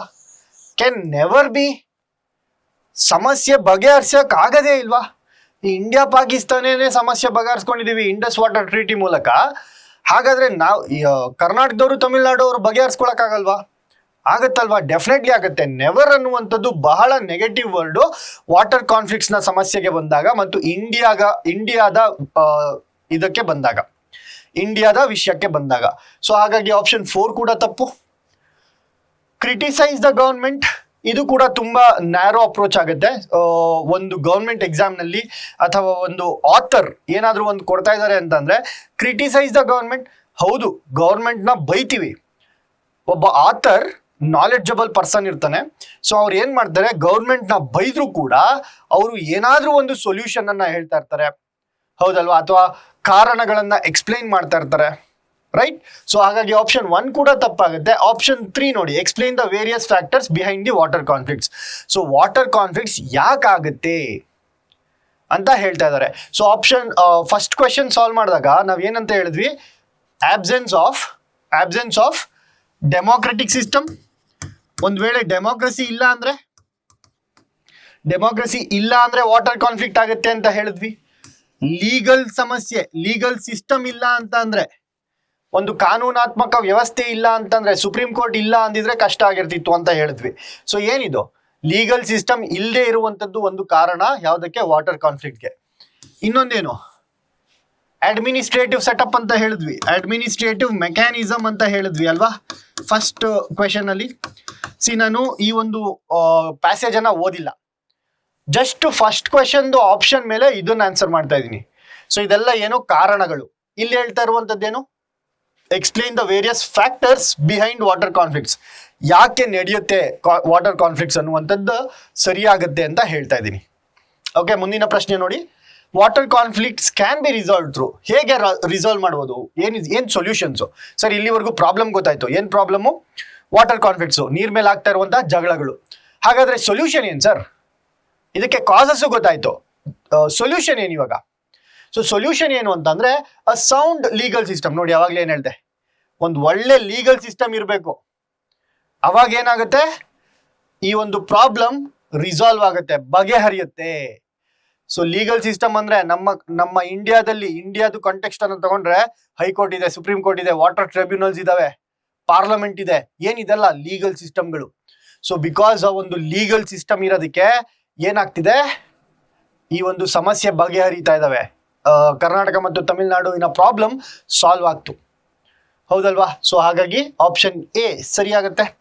Proper administrative mechanism, ಇದು ಕೂಡ B ಕೂಡ correct ಆಗುತ್ತೆ. ಒಂದು ಒಳ್ಳೆಯ administrative mechanism ಇದ್ರೆ, so ನಮ್ಮಲ್ಲಿರುವಂತಹ ಆಫೀಸರ್ಸ್ಗಳು ತಮಿಳುನಾಡು ಅಲ್ಲಿರುವಂತಹ ಆಫೀಸರ್ಸ್ಗಳ ಜೊತೆಗೆ ಮಾತುಕತೆ ನಡೆಸಿದ್ರೆ ಬಗೆಹರಿಯುತ್ತೆ. Understanding socio cultural issues, sir ಏನೇ ಇದಿರಲಿ, ಯಾವುದೇ ಒಂದು ಸಮಸ್ಯೆ ಇರಲಿ, ಒಂದು ಸೋಶಿಯೋ ಕಲ್ಚರಲ್ ಇಶ್ಯೂಸ್ಗಳನ್ನ ನಾವೇನಾದ್ರೂ ಅರ್ಥ ಮಾಡ್ಕೊಂಡ್ರೆ ಆ ಒಂದು ಸಮಸ್ಯೆಯ ರೂಟ್ ಕಾಸ್ ಅನ್ನ ಅರ್ಥ ಮಾಡ್ಕೊಂಡಂಗೆ. ಹಾಗಾಗಿ ಅರ್ಥ ಮಾಡ್ಕೊಳ್ಳುವಂಥದ್ದು ಕರೆಕ್ಟೇ. ಸೊ ABC 3 ಕೂಡ ಸರಿಯಾದ ಉತ್ತರ ಆಗತ್ತೆ. ನೋಡಿ ಪ್ಯಾಸೇಜೇ ನಾನು ಓದಿಲ್ಲ, ಪ್ಯಾಸೇಜ್ನ ಓದೇ ಇಲ್ಲ, but still I am able to answer all the question from the passages. So ಇದನ್ನ ಯಾವಾಗ ನಾವು ಈ ಒಂದು ಅಪ್ರೋಚ್ ಅನ್ನ ಬಳಸಬೇಕು ಸರ್, ಯಾವಾಗ ಈ ಅಪ್ರೋಚ್ ಅನ್ನ ಬಳಸಬೇಕು ಅಂದ್ರೆ ನಿಮ್ಮ ಹತ್ರ ಸಮಯ ಕಡಿಮೆ ಇದ್ದಾಗ. ನಿಮ್ಮ ಹತ್ರ ಸಮಯ ತುಂಬಾ ಕಡಿಮೆ ಇರುತ್ತೆ, ಪ್ಯಾಸೇಜ್ ಅನ್ನ ಓದಕ್ ಟೈಮ್ ಇರಲ್ಲ, ಅವಾಗ ಏನ್ ಮಾಡ್ತೀರಾ, ಆಪ್ಷನ್ಸ್ಗಳ ಮೂಲಕ ನೀವೇನ್ ಮಾಡ್ಬೋದು, ಕ್ವೆಶನ್ಗಳಿಗೆ ಕರೆಕ್ಟ್ ಆದ ಆನ್ಸರ್ ಅನ್ನ ಪಡಿಬೋದು. ಮುಂದಿನ ಪ್ರಶ್ನೆ ಹೋಗೋಣ. ಸೊ ಇದು ಒಂದು ಹೊಸ ಅಪ್ರೋಚ್ ಅಂತ ಅನ್ಕೊಳ್ಳಿ. ಇನ್ನೊಂದು ಅಪ್ರೋಚ್ ಅನ್ನ ನಾನು ನೆಕ್ಸ್ಟ್ ಏನ್ ಪ್ಯಾಸೇಜ್ ಬರುತ್ತೆ ಅವಾಗ ಹೇಳ್ಕೊಡ್ತೀನಿ. ಓಕೆ, ಸೊ ನೆಕ್ಸ್ಟ್ ಕ್ವೆಶನ್ ನೋಡಿ. In the following question a word has been written in 4 different ways and out of which only one is correctly spelled. Find the correctly spelled word. So spelling check ಹೇಳ್ತಾ ಇದ್ದಾರೆ ಅವರು, spelling check ಅಂತ ಕೇಳ್ತಾ ಇದ್ದಾರೆ. Spelling check ಕೂಡ ಬಹಳ easy ಇರುತ್ತೆ. ಹೇಗೆ ಸರ್? ಸರ್ ಪ್ಯಾರಲಲ್ ಲೈನ್ಸ್ ಅಂತ ನೀವು ಮೋಸ್ಟ್ ಪ್ರಾಬ್ಲಿ ಒಂದು 6ನೇ ಕ್ಲಾಸ್ ಹುಡುಗರಿಂದ ಓದ್ತಾ ಇರ್ತೀರಾ. Parallel lines, parallel lines, parallel lines ಅಂತ. ಸೊ ಪ್ಯಾರಲಲ್ ಅಂತ ಹೆಂಗ್ ಬರಿತೀವಿ, ಪ್ಯಾರಲಲ್ ಅಂತ ಹಿಂಗ್ ಬರಿತೀವಿ, ಫಸ್ಟ್ 2 ಎಲ್ಲಿರುತ್ತೆ, ಆಮೇಲೆ 1 ಎಲ್ಲಿರುತ್ತೆ. ಇಲ್ಲಿ ಕೇಳ್ತಾ ಇರುವಂತದ್ದು ಪ್ಯಾರಲಲೋಗ್ರಾಮ್. ಪ್ಯಾರಲಲೋಗ್ರಾಮ್ ಅಂತ ಅಂದ್ರೆ ಏನು, ಪ್ಯಾರಲಲೋಗ್ರಾಮ್ ಆಗುತ್ತೆ. ಸೊ ಈ ಒಂದು ಸ್ಪೆಲ್ಲಿಂಗ್ ಎಲ್ಲಿ ಕೊಟ್ಟಿದ್ದಾರೆ, ಇಲ್ಲಿ ನೋಡಿ, 2 ಎಲ್ಲಿದೆ, 2 ಎಲ್ಲಿದೆ, ರಾಂಗ್. 1 ಎಲ್ಲಿದೆ, 1 ಎಲ್ಲಿದೆ, ರಾಂಗ್. ಆಮೇಲೆ ಇಲ್ಲಿ 1 ಎಲ್ಲಿದೆ, ಇಲ್ಲಿ 2 ಎಲ್ಲಿದೆ, ಇದು ರಾಂಗು. ಸೊ ಆಪ್ಷನ್ 1 ನಿಮ್ಗೆ ಸರಿಯಾದ ಉತ್ತರ. ಸರಿ, ಹೇಗ್ ಸರ್? ಇದು ಕೂಡ it is based on practice only. Parallelograms ನೀವು ಓದಿರ್ತೀರಾ, ಎಲ್ಲಿ ಓದಿರ್ತೀರಾ, ಜಾಮಿಟ್ರಿಯಲ್ಲಿ ಓದಿರ್ತೀರಾ. ಸೊ ಮೆಂಟಲ್ ಎಬಿಲಿಟಿಯಲ್ಲಿ ಈ ನಡುವೆ ಕ್ವೆಶನ್ಸ್ ಗಳನ್ನ ಕೇಳ್ತಾ ಇದಾರೆ. ಅಂಡ್ ಇಫ್ ಇನ್ ಕೇಸ್ ನೀವೇನಾದ್ರೂ ಲ್ಯಾಂಡ್ ಸರ್ವೇಯರ್ಗೆ ಪ್ರಿಪೇರ್ ಆಗ್ತಾ ಇದ್ದೀನಿ ಅಂತ ಅಂದ್ರೆ ನಿಮ್ಗೆ ಈ ಪ್ಯಾರಲೆಲೋಗ್ರಾಮು, ರಾಂಬಸ್ಸು ಇವೆಲ್ಲ ಬಹಳ ಮುಖ್ಯ ಆಗುತ್ತೆ. ಓಕೆ, ಜಾಮಿಟ್ರಿ ಅನ್ನುವಂಥದ್ದು ಬಹಳ ಮುಖ್ಯ ಆಗುತ್ತೆ ಮ್ಯಾಥಮೆಟಿಕ್ಸ್ ಅಲ್ಲಿ. ಸೊ ಪ್ಯಾರಲೆಲೋಗ್ರಾಮ್ಸ್ ಅಂದ್ರೆ ಏನು, ಈ ಲೈನು ಈ ಲೈನ್ಗೆ ಪ್ಯಾರಲಲ್ ಆಗಿರ್ಬೇಕು, ಈ ಲೈನು ಈ ಲೈನ್ಗೆ ಪ್ಯಾರಲಲ್ ಆಗಿರ್ಬೇಕು. ಸೊ ಇಂತಹ ಒಂದು 4 ಸೈಡ್ಸ್ ಇರುವಂತಹ ಒಂದು ಫಿಗರ್ ಅನ್ನ ನಾವೇನಂತ ಕರಿತೀವಿ, ಪ್ಯಾರಲೆಲೋಗ್ರಾಮ್ ಅಂತ ಕರಿತೀವಿ. ಸೊ ಪ್ಯಾರಲೆಲೋಗ್ರಾಮ್ ಅಂತ ಅಂದ್ರೆ ಏನು, parallelogram is a figure obtained by joining 2 sets of parallel lines. So 2 parallel lines, ಇದೆರಡು ಪ್ಯಾರಲಲ್ ಲೈನ್ಸು, ಇದೆರಡು ಪ್ಯಾರಲಲ್ ಲೈನ್ಸು. ಸೊ ಮಧ್ಯದಲ್ಲಿ ಸಿಗುವಂತಹ ಒಂದು ಫಿಗರ್ ಏನೋ, ಈ ಫಿಗರ್ ಅನ್ನ ನಾವು ಪ್ಯಾರಲೆಲೋಗ್ರಾಮ್ ಅಂತ ಕರಿತೀವಿ. ಓಕೆ, ಈ ಒಂದು ಫಿಗರ್ ಅನ್ನ. ಮುಂದಿನ ಪ್ರಶ್ನೆ ಹೋಗೋಣ. ಸೊ ನಮಗೆ ಇಂಗ್ಲಿಷ್ಗೆ as far as English is concern, you just have to know the spellings ಅಷ್ಟೇ. ರಾಂಬಸ್ಗೆ ಏನಂತಾರೆ, ಪ್ಯಾರಲೆಲೋಗ್ರಾಮ್ಸ್ ಏನ್ ಮಾಡ್ತಾರೆ. ಸೊ ಯೂಶಲಿ ಏನ್ ಗೊತ್ತಾ, ಇನ್ನೊಂದು ಟ್ರಿಕ್ ನಿಮ್ಗೆ ಹೇಳ್ಕೊಡ್ಬೇಕಂತಂದ್ರೆ, ಎಲ್ಲೆಲ್ಲಿ ಡಬಲ್ ಎಲ್ಲು ಎಲ್ಲೆಲ್ಲಿ ಸಿಂಗಲ್ ಎಲ್ ಬರುತ್ತೆ ಅಂತ ನೋಡ್ಕೊಳ್ಳಿ. ಯಾವುದೇ ಒಂದು ಪದ ಬರಲಿ. ಸೊ ನಾನು ನಿಮ್ಗೆ ಆಲ್ರೆಡಿ ಕೊಡ್ತಾ ಇದ್ದೀನಿ ಹೋಮ್ ವರ್ಕ್ಸ್ ಎಲ್ಲ. ಸೊ ಆ ಒಂದು ಕೋರ್ಸ್ ನಲ್ಲಿ ನಿಮ್ಗೆ ಹೇಳ್ತಾ ಇದ್ದೀನಿ ಕೂಡ ಯಾವಾಗ ಪದಗಳು, ಸೊ ವೊಕ್ಯಾಬ್ಯುಲರಿ ಡೆವಲಪ್ ಮಾಡ್ಕೊಳ್ಳೋದಕ್ಕೆ ನಿಮ್ಗೆ ಹೋಮ್ ವರ್ಕ್ಸ್ ಎಲ್ಲ ಕೊಡ್ತಾ ಇದ್ದೀನಲ್ವಾ. ಸೊ ಆ ಒಂದು ಹೋಮ್ ವರ್ಕ್ಸ್ ಗಳಲ್ಲಿ ಏನನ್ನ ಜಾಸ್ತಿ ಗಮನಿಸ್ತೀರಾ ಅಂತಂದ್ರೆ, ಎಲ್ಲೆಲ್ಲಿ ಡಬಲ್ ಲೆಟರ್ಸ್ ಬರ್ತವೆ ನೋಡ್ಕೊಳ್ಳಿ. ಫಾರ್ ಎಕ್ಸಾಂಪಲ್ ಸಿಲಬಸ್,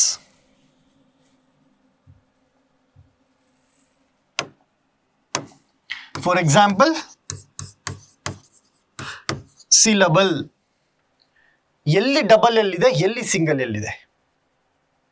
ಹಿಪ್ಪೋಪೋಟಮಸ್ ಸ್ಪೆಲ್ಲಿಂಗ್ ಅನ್ನ ಬಳಸಿ. ಹಿಪ್ಪೋಪೋಟಮಸ್.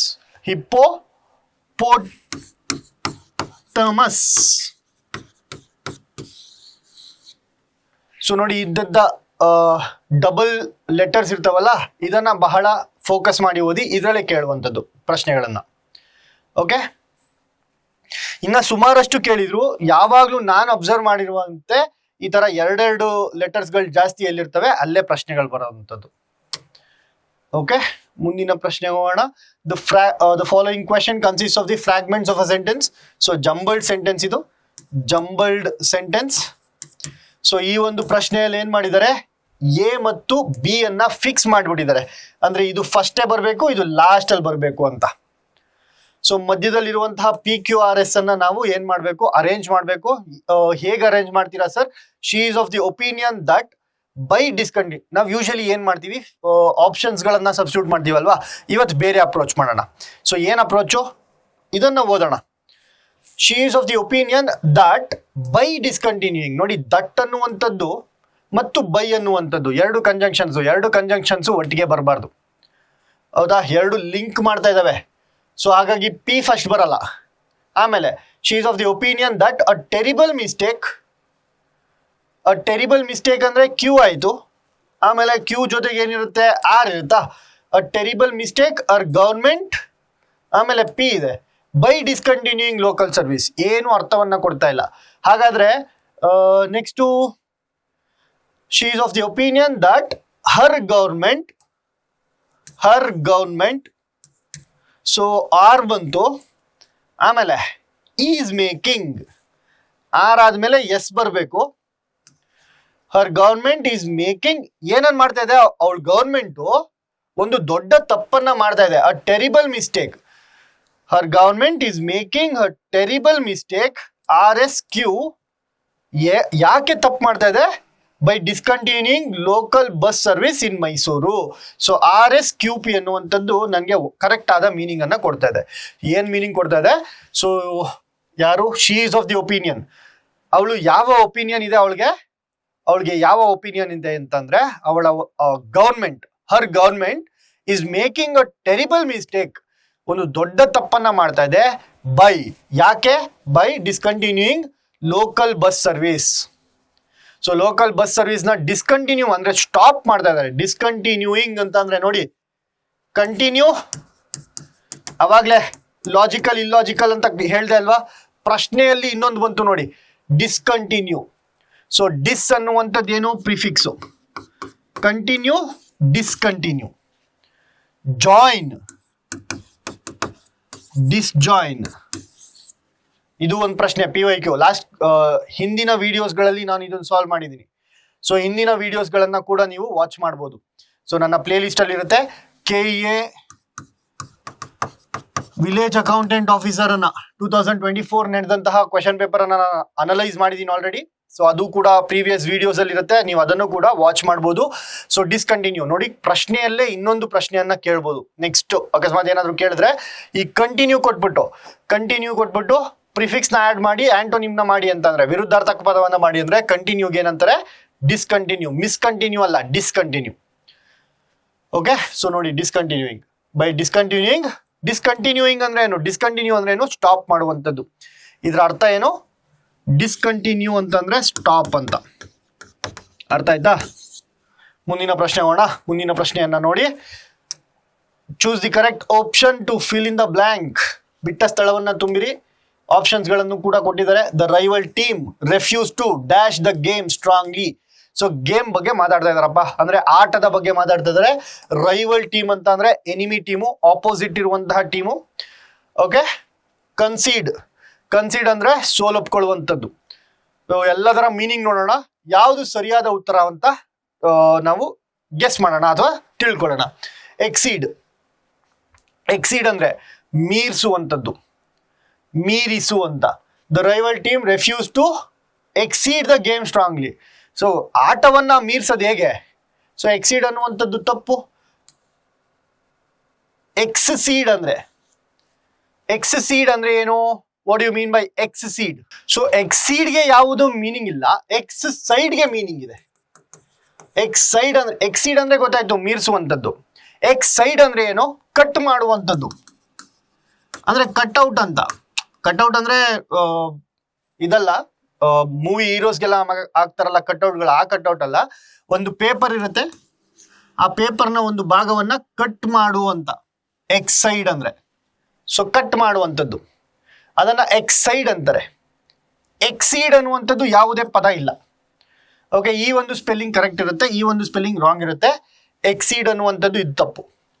ಎಕ್ಸೀಡ್ ಅಂದ್ರೆ ಒಪ್ಕೊಳ್ಳುವಂಥದ್ದು.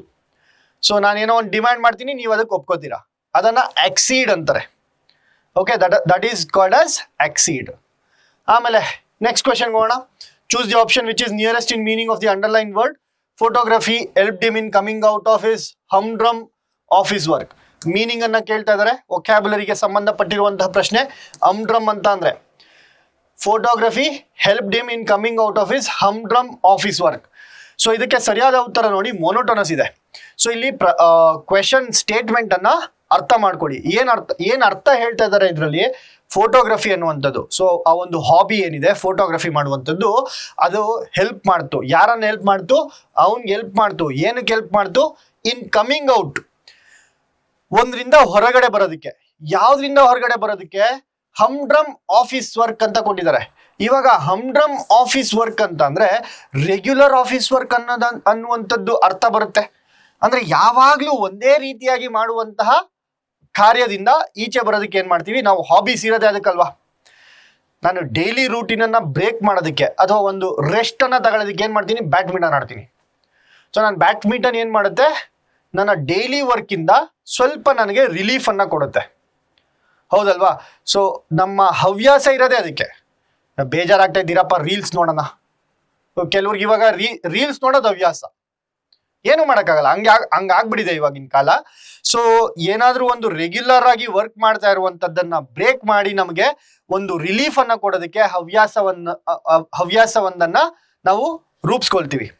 ಸೊ ಅದೇ ರೀತಿಯಲ್ಲಿ ಇವನು ಯಾರೋ ಒಬ್ಬ ಇದ್ದಾನೆ, ಅವನಿಗೆ ಫೋಟೋಗ್ರಫಿ ಮಾಡುವಂಥದ್ದು ಅಂದ್ರೆ ಫೋಟೋಸ್ ಇಡುವಂಥದ್ದು ಅವನ ರೆಗ್ಯುಲರ್ ಆಫೀಸ್ ವರ್ಕ್ ಇಂದ ಬ್ರೇಕ್ ಸಿಗ್ದಂಗೆ ಮಾಡ್ತಾ ಇದೆ. ಯಾವುದು? ಫೋಟೋಗ್ರಫಿ. ಸೊ ಹಾಗಾಗಿ ರೆಗ್ಯುಲರ್ ಅನ್ನುವಂತಹ ಅರ್ಥ ಕೊಡುವಂಥದ್ದು ಮೋನೋಟೋನಸ್, ಅಂದ್ರೆ ಒಂದೇ ರೀತಿಯಾದಂತಹ ಕೆಲಸವನ್ನ ಮಾಡೋದಕ್ಕೆ ಮೋನೋಟೋನಸ್ ಅಂತ ಕರಿತೀವಿ. ಹಾಗೆ ಇಂಟ್ರೆಸ್ಟಿಂಗ್ ಗೊತ್ತಿರುತ್ತೆ ನಿಮ್ಗೆಲ್ಲರಿಗೂ, ಅರ್ಥ ಇಂಟ್ರೆಸ್ಟಿಂಗ್ ಆಗಲ್ಲ, ಎಕ್ಸೈಟಿಂಗ್ ಕೂಡ ಆಗಲ್ಲ. ನಾಯ್ಸಿ ಅಂದ್ರೆ ಬಹಳ ಶಬ್ದ ಮಾಡುವಂಥದ್ದು, ಸೊ ಅದು ಕೂಡ ಇದಕ್ಕೆ ಆನ್ಸರ್ ಆಗಲ್ಲ. ಮೊನೋಟೋನಸ್ ಅನ್ನುವಂಥದ್ದು ಸರಿಯಾದ ಆನ್ಸರ್ ಆಗಿರುತ್ತೆ. ಸೊ ಮುಂದಿನ ಪ್ರಶ್ನೆ ನೋಡೋಣ. 45ನೇ ಪ್ರಶ್ನೆ ನೋಡಿ. Find out the part with the error from the given option. Subject verb ಅಗ್ರಿಮೆಂಟ್ಗೆ ಬರುವಂತಹ ಪ್ರಶ್ನೆ. ಇದನ್ನ ನಾವು ನಿಯರೆಸ್ಟ್ ರೂಲ್ ಅಂತ ಕರಿತೀವಿ. ಸೊ ಸಬ್ಜೆಕ್ಟ್ ವರ್ಬ್ ಅಗ್ರಿಮೆಂಟ್ ಅಲ್ಲಿ ನಾವೇನ್ ಮಾಡ್ಬೇಕು? ಸಬ್ಜೆಕ್ಟ್ಗೆ ಹೊಂದಾಣಿಕೆ ಆಗುವಂತೆ ನನ್ನ ವರ್ಬ್ ಇರಬೇಕು. ಅಂದ್ರೆ ನನ್ನ ಸಬ್ಜೆಕ್ಟ್ ಮತ್ತು ಕ್ರಿಯಾಪದ, ಕರ್ತೃ ಮತ್ತು ನನ್ನ ಕ್ರಿಯಾಪದ ಎರಡು ಮ್ಯಾಚ್ ಆಗಬೇಕು. ಸಬ್ಜೆಕ್ಟ್ ವರ್ಬ್ ಅಗ್ರಿಮೆಂಟ್ ಅಗ್ರಿ ಆಗಬೇಕು. ಯಾವುದಕ್ಕೆ? ನನ್ನ ಕ್ರಿಯಾಪದ ನನ್ನ ಕರ್ತೃವಿಗೆ ಏನಾಗಬೇಕು? ಅಗ್ರಿ ಆಗಬೇಕು, ಅಂದ್ರೆ ಹೊಂದಾಣಿಕೆ ಆಗಬೇಕು. ಅದನ್ನ ನಾವು ಸಬ್ಜೆಕ್ಟ್ ವರ್ಬ್ ಅಗ್ರಿಮೆಂಟ್ ಅಂತ ಕರಿತೀವಿ. ಸೊ ಇಲ್ಲಿ ಬರುವಂತದ್ದು ನಿಯರೆಸ್ಟ್ ರೂಲ್ ಅಂತ. ಯಾವಾಗೆಲ್ಲ ನಾವು ನೀದರ್ ನಾರ್ ಅನ್ನ ಬಳಸ್ತೀವಿ ಅಥವಾ ಈದರ್ ಆರ್ ಅನ್ನ ಬಳಸ್ತೀವಿ ಅವಾಗೆಲ್ಲ ನಾವು ಹತ್ತಿರ ಕ್ರಿಯಾಪದಕ್ಕೆ ಹತ್ತಿರವಾದಂತಹ ಸಬ್ಜೆಕ್ಟ್ ಅನ್ನ ನಮ್ಮ ಮೇನ್ ಸಬ್ಜೆಕ್ಟ್ ಅಂತ ಅನ್ಕೊಂತೀವಿ. So first of all subject ಅನ್ನ ಹೇಗೆ ಸರ್ ಕಂಡುಹಿಡಿಯೋದು? ಒಂದು ಸೆಂಟೆನ್ಸ್ ಯಾವುದರ ಬಗ್ಗೆ ಮಾತಾಡ್ತಾ ಇರುತ್ತೆ ಅದೇ ನನ್ನ ಸಬ್ಜೆಕ್ಟ್ ಅಂತ ಹೇಳಿದ್ದೆ ನಾನು ಮುಂಚೆನು. ಸೊ ಈ ಒಂದು ಸೆಂಟೆನ್ಸ್ ನೋಡಿ ಯಾವ್ದ್ರ ಬಗ್ಗೆ ಮಾತಾಡ್ತಾ ಇದೆ? Neither chemistry nor biology are easy for me to pass. ಅಂದ್ರೆ ಕೆಮಿಸ್ಟ್ರಿನೂ ನನ್ಗೆ ಈಸಿ ಇಲ್ಲ, ಬಯಾಲಜಿನೂ ನನ್ಗೆ ಈಸಿ ಇಲ್ಲ ಅಂತ ಹೇಳ್ತಾ ಇರುವಂತಹ ಪ್ರಶ್ನೆ. ಸೊ ಸಬ್ಜೆಕ್ಟ್ ಯಾವುದರ ಬಗ್ಗೆ ಮಾತಾಡ್ತಾ ಇದ್ದಾರೆ? ಫಸ್ಟ್ ಕೆಮಿಸ್ಟ್ರಿ ಬಗ್ಗೆ ಮಾತಾಡ್ತಾ ಇದ್ದಾರೆ. ಸೊ ಇದನ್ನ ನಾನು ಸಬ್ಜೆಕ್ಟ್ 1 ಅಂತೀನಿ. ಅದೇ ರೀತಿ ಬಯಾಲಜಿ ಬಗ್ಗೆ ಕೂಡ ಮಾತಾಡ್ತಾ ಇದ್ದಾರೆ, ಎರಡನೇ ಸಬ್ಜೆಕ್ಟ್. ಸೊ ಒಂದು ಸೆಂಟೆನ್ಸ್ ಅಲ್ಲಿ ಎರಡೆರಡು ಸಬ್ಜೆಕ್ಟ್ಗಳು ಇರ್ಬೋದು, 2 ಸಬ್ಜೆಕ್ಟ್ 3 ಸಬ್ಜೆಕ್ಟ್ ಕೂಡ ಇರ್ಬೋದು. ಓಕೆ, ಸೊ 2 ಸಬ್ಜೆಕ್ಟ್ ಬಂದಾಗ 2 ಸಬ್ಜೆಕ್ಟ್ಗಳು ಒಂದು ವೇಳೆ ನೀದರ್ ಮತ್ತು ನಾರ್ ಇಂದ ಕೂಡಿಸಿದ್ರೆ, 2 ಸಬ್ಜೆಕ್ಟ್ಗಳನ್ನ ನೀದರ್ ಮತ್ತು ನಾರ್ ಅನ್ನುವಂತಹ ಪದಗಳಿಂದ ಜೋಡಿಸಿದ್ರೆ ಅವಾಗ ನನ್ನ ಕ್ರಿಯಾಪದ ಆರ್ ಈಸಿ, ಇದು ನನ್ನ ವರ್ಬ್, ಇದು ನನ್ನ ಕ್ರಿಯಾಪದ. ಹೌದಲ್ವಾ? ಕ್ರಿಯೆಯನ್ನ ತೋರಿಸ್ತಾ ಇರುವಂತದ್ದು. ಇಟ್ ಈಸ್ ಈಸಿ ಅಂತ, ತುಂಬಾ ಈಸಿ ಇದೆ ಇದು ಕೆಲಸ ಅಂತ. ಸೊ ಇದು ನನ್ನ ವರ್ಬ್ ಆಗಿರುತ್ತೆ. ಯಾವಾಗ 2 ಸಬ್ಜೆಕ್ಟ್ಗಳು ನೀದರ್ ಮತ್ತು ನಾರ್ ಇಂದ ಜೋಡ್ಸಿರ್ತಾರೆ ಅವಾಗೆಲ್ಲ ನನ್ನ ವರ್ಬ್ ಯಾವ್ದಕ್ ಮ್ಯಾಚ್ ಆಗ್ಬೇಕು? ಸಬ್ಜೆಕ್ಟ್ 2ಗೆ ಮ್ಯಾಚ್ ಆಗ್ಬೇಕು. ಸೊ ಈ ಒಂದು ಸಬ್ಜೆಕ್ಟ್ 2 ಬಯಾಲಜಿ ಅನ್ನುವಂಥದ್ದು ಏಕವಚನ. ಬಯಾಲಜಿ ಸಬ್ಜೆಕ್ಟ್ ಯಾವಾಗ್ಲೂ ಏಕವಚನದ ನೌನ್ಸ್ ಆಗಿರುತ್ತೆ. ಓಕೆ, ಸಿಂಗ್ಯುಲರ್ ನೌನ್ಸ್ ಅಂತ ಕರಿತೀವಿ ನಾವು. ಸೊ ಏಕವಚನ ಆಗಿರೋದ್ರಿಂದ ನನ್ನ ವರ್ಬ್ ಏನಾಗಬೇಕು? ವರ್ಬ್ ಕೂಡ ಏಕವಚನ ಆಗಿರ್ಬೇಕು. ಬಟ್ ಇಲ್ಲಿ ನೋಡಿ ವರ್ಬ್ ಏನಿದೆ? ಆರ್ ಅನ್ನುವಂಥದ್ದು ಬಹುವಚನದ ರೂಪದಲ್ಲಿದೆ. ಆಕ್ಚುಯಲ್ ಆಗಿ ಏನಾಗಿರ್ಬೇಕಿತ್ತು? ಏಕವಚನ ಆಗಿರ್ಬೇಕಿತ್ತು. ಹಾಗಾಗಿ ಆರ್ ಈಸಿ ಅನ್ನುವಂಥದ್ದು ತಪ್ಪು. ಸರಿಯಾದ ಬಳಕೆ ಏನಾಗಬೇಕಿತ್ತು? ಈಸಿ ಅಂತ ಕೊಡಬೇಕಿತ್ತು. ಬಟ್ ಆರ್ ಈಸಿ ಅಂತ ಕೊಟ್ಟಿದ್ದಾರೆ, ಹಾಗಾಗಿ ಆಪ್ಷನ್ 2 ಅಲ್ಲಿ ತಪ್ಪಿದೆ. ಮುಂದಿನ ಪ್ರಶ್ನೆ ಹೋಗೋಣ. ಮುಂದಿನ ಪ್ರಶ್ನೆ ನೋಡಿದ್ರೆ, out of the 4 alternatives, choose the one which can be substituted for the given sentence. One word substitution ಕೇಳ್ತಾ ಇದ್ದಾರೆ. One word substitution ಅನ್ನ ಕೇಳ್ತಾ ಇದ್ದಾರೆ. Again, one word substitution ಗೆ there is no other alternative except for practicing. So ನೀವು ಚೆನ್ನಾಗಿ practice ಮಾಡಿರ್ಬೇಕು, ಆಯ್ತಾ? ಕೆಲವೊಂದು ಪದಗಳನ್ನ ನೀವು ಪ್ರಾಕ್ಟೀಸ್ ಮಾಡಬೇಕು. A person who believes that being happy is the only aim of life. ಅಂದ್ರೆ ಕೆಲವ್ರು ಇರ್ತಾರೆ, ಅವರೆಲ್ಲ ಏನಂತ ಅನ್ಕೊಂಡಿರ್ತಾರೆ? ದೇ ಸ್ಟ್ರಾಂಗ್ಲಿ ಬಿಲೀವ್ ದಟ್ ಅವ್ರು ನಂಬಿರ್ತಾರೆ. ಏನನ್ನ ನಂಬಿರ್ತಾರೆ? ಜೀವನದ ಮುಖ್ಯ ಉದ್ದೇಶ ಏನಪ್ಪ? ಖುಷಿಯಾಗಿ ಇರುವಂತದ್ದು ಜೀವನದ ಬಹಳ ಮುಖ್ಯವಾದಂತಹ ಒಂದು ಗುರಿ ಅಂತ ನಂಬಿರುವಂತವ್ರು. ಸೊ ಬಹಳ ಮುಖ್ಯವಾದ ಗುರಿ ಅಲ್ಲ, ಅದೊಂದೇ ಗುರಿ. ನೀವು ಏನಾದ್ರೂ ಮಾಡಿ ಅಲ್ಟಿಮೇಟ್ಲಿ ನೀವೇನಾಗಿರ್ಬೇಕು? ಖುಷಿಯಾಗಿರ್ಬೇಕು. ಸೊ ಇದನ್ನ ಗುರಿಯಾಗಿಸಿ ಇಟ್ಸ್ಕೊಂಡಿರೋರ್ನ ನಾವು ಹೆಡೋನಿಸ್ಟ್ ಅಂತ ಕರಿತೀವಿ. ಸೊ ಇದಕ್ಕೆ ಇನ್ನೊಂದು ಪದ ಇದೆ, ಯುಡೈಮೋನಿಸ್ಟ್ ಅಂತ ಕೂಡ ಕರಿತೀವಿ. ಯುಡೈಮೋನಿಸ್ಟ್. ಸೊ ನೀವು ಮಾಡ್ಬೇಕಾಗಿರೋದೇನಪ್ಪ? ಈ ಒಂದು ಪದಗಳು ನಿಮ್ಮ ವೊಕ್ಯಾಬುಲರಿ ಟೇಬಲ್ಗೆ ಹೋಗ್ಬೇಕು. ಹೆಡೋನಿಸ್ಟ್ ಅಂದ್ರೆ ಏನು, ಯುಡೈಮೋನಿಸ್ಟ್ ಅಂದ್ರೆ ಏನು. ಓಕೆ, ಇನ್ನೊಂದು ನಿಮ್ಗೆ ಹೋಮ್ವರ್ಕ್, ಯುಡೈಮೋನಿಯಾ ಅಂತ ಅಂದ್ರೆ ಏನು? ಸೊ ಇಲ್ಲಿ ನೋಡಿ, ಹೆಡೋನಿಸ್ಟ್ ಅಂತ ಕೇಳಿದರೆ ಮುಂದಿನ ಪ್ರಶ್ನೆ ಪತ್ರಿಕೆಯಲ್ಲಿ ಯುಡೈಮೋನಿಸ್ಟ್ ಅಂತ ಕೇಳ್ಬೋದು. ಯಾಕಂದ್ರೆ because this is a PYQ, it is very important. HYT ಯುಡೈಮೋನಿಸ್ಟ್ ಅಂತ. ಸೊ ಯುಡೈಮೋನಿಸ್ಟ್ ಅಂತ ಅಂದ್ರೆ ಏನು?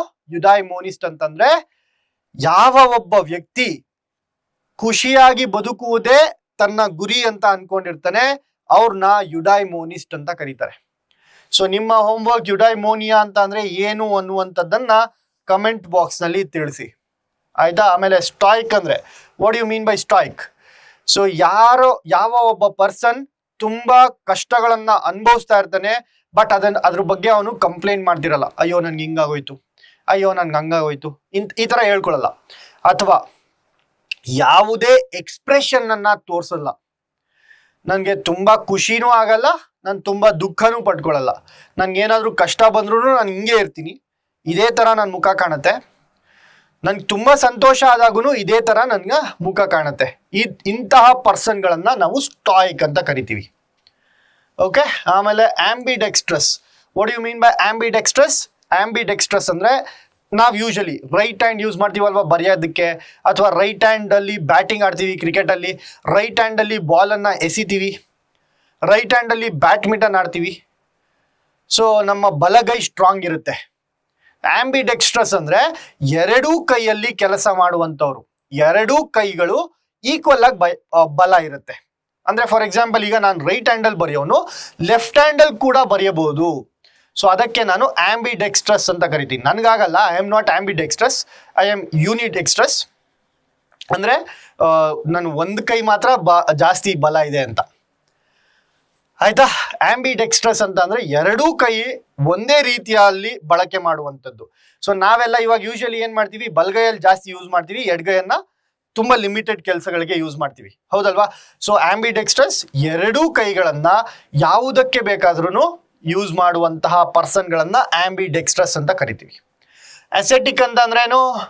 What you mean by ascetic? Ascetic ಅಂತಂದ್ರೆ ಎಲ್ಲವನ್ನ ತ್ಯಜಿಸಿ ಸನ್ಯಾಸತ್ವ ಸ್ವೀಕರಿಸೋದನ್ನ ಅಸೆಟಿಕ್ ಅಂತ ಅಂತಾರೆ. ಓಕೆ, ಸನ್ಯಾಸತ್ವ ಅಂತ ಅನ್ಬೋದು ಅಸೆಟಿಕ್ ಅಂತಂದ್ರೆ. ಮುಂದಿನ ಪ್ರಶ್ನೆಯನ್ನ ನೋಡೋಣ. Kshema went Mysore to see Dasara. Usually ಎಲ್ಲರೂ ಮೈಸೂರ್ಗೆ ಏನಕ್ಕೆ ಹೋಗ್ತಾರೆ? ಪ್ಯಾಲೇಸ್ ಅನ್ನ ನೋಡಕ್ ಹೋಗ್ತಾರೆ. ಸೊ ಕ್ಷೇಮ ಏನಕ್ಕೆ ಹೋಗಿದ್ರು? ದಸರಾವನ್ನ ನೋಡಕ್ ಹೋಗಿದ್ರು. ಸೊ ಪ್ರಶ್ನೆ ಏನು? Select the correct question to get the underlined words as the answer. So ನಾನು ಯಾವುದೋ ಒಂದು ಪ್ರಶ್ನೆಯನ್ನ ಕೇಳಿದ್ರೆ ಇದು ನನ್ನ ಆನ್ಸರ್ ಆಗಿ ಬರಬೇಕು. So this should be my answer. ಹಾಗಾದ್ರೆ ಇಲ್ಲಿ ಉಲ್ಟಾ ಕೇಳಿದ್ದಾರೆ, ಆನ್ಸರ್ ಅನ್ನ ಕೊಟ್ಬಿಟ್ಟಿದ್ದಾರೆ. ಕ್ವೆಶನ್ ಏನು ಅಂತ ಕೇಳಿದ್ದಾರೆ ನೋಡ್ರಪ್ಪ, ಉಲ್ಟಾ. ಸೊ ಯೂಶಲಿ ಯಾವಾಗ್ಲೂ ಪ್ರಶ್ನೆಯನ್ನ ಕೇಳಿ ಆಮೇಲೆ ಆನ್ಸರ್ ಅನ್ನ ತಗೊಳ್ತಾರಲ್ವಾ, ಇವ್ರ ಆನ್ಸರ್ ಅನ್ನ ಕೊಟ್ಟಿದ್ದಾರೆ. ಆನ್ಸರ್ ಏನು? ಟು ಸಿ ದಸರಾ ಅನ್ನುವಂಥದ್ದು. ಟು ಸಿ ದಸರಾ ಕನ್ನಡದಲ್ಲಿ ದಸರಾ ನೋಡಲು, ದಸರಾವನ್ನ ನೋಡಲು ಅನ್ನುವಂಥದ್ದು ಆನ್ಸರು. ಪ್ರಶ್ನೆ ಏನು? ಸೊ ನಾನು ದಸರಾ ನೋಡಕ್ ಹೋದೆ ಅಂತ ನಾನು ಹೇಳಿದ್ರೆ ನೀವು ನನ್ನ ಏನಂತ ಕೇಳಿರ್ತೀರಾ ಪ್ರಶ್ನೆ? ಮೈಸೂರ್ಗೆ ಯಾಕೆ ಹೋಗಿದ್ದೆ? ಮೈಸೂರ್ಗೆ ಯಾಕೆ ಹೋಗಿದ್ದೆ? ಇದು ನನ್ನ ಪ್ರಶ್ನೆ ಆದ್ರೆ ಟು ಸಿ ದಸರಾ ಅನ್ನುವಂಥದ್ದು ನನ್ನ ಆನ್ಸರ್ ಆಗುತ್ತೆ. ದಸರಾ ನೋಡಕ್ ಹೋಗಿದ್ದಪ್ಪ ಅಂತೀನಿ ನಾನು, ಹೌದಲ್ವಾ? ಸೊ ಈ ಒಂದು ಕ್ವೆಶನ್ ಅನ್ನ ನಾವು ಟ್ರಾನ್ಸ್ಲೇಟ್ ಮಾಡಿದ್ರೆ ಕನ್ನಡಕ್ಕೆ, ಐ ಮೀನ್ ಇಂಗ್ಲಿಷ್ಗೆ, ಮೈಸೂರ್ಗೆ ಅನ್ನುವಂಥದ್ದು ಟು ಮೈಸೂರ್ ಆಗುತ್ತಲ್ವಾ? ಟು ಮೈಸೂರ್, ಯಾಕೆ, ವೈ, ಹೋಗಿದ್ದೆ, ವೆಂಟ್, ಹೋಗಿದ್ದೆ, ಗೋ. ಆಕ್ಚುಲಿ ಗೋ ಆಗುತ್ತೆ, ವೆಂಟ್ ಆಗಲ್ಲ. ಸರ್ ಟು ಮೈಸೂರ್ ವೈ ಗೋ, ಇದು ನನ್ನ ಕ್ವೆಶನ್. ಸೊ ಏನಾಗುತ್ತೆ, ಟ್ರಾನ್ಸ್ಲೇಷನ್ ಮಾಡಬೇಕಾದ್ರೆ ಸೆಂಟೆನ್ಸಿನ ಸ್ಟ್ರಕ್ಚರ್ ಬದಲಾಗುತ್ತೆ. ಕನ್ನಡದಲ್ಲಿ ಒಂಥರ ಸ್ಟ್ರಕ್ಚರ್ ಇರುತ್ತೆ, ಇಂಗ್ಲಿಷ್ನಲ್ಲಿ ಇನ್ನೊಂದು ತರ ಸ್ಟ್ರಕ್ಚರ್ ಇರುತ್ತೆ.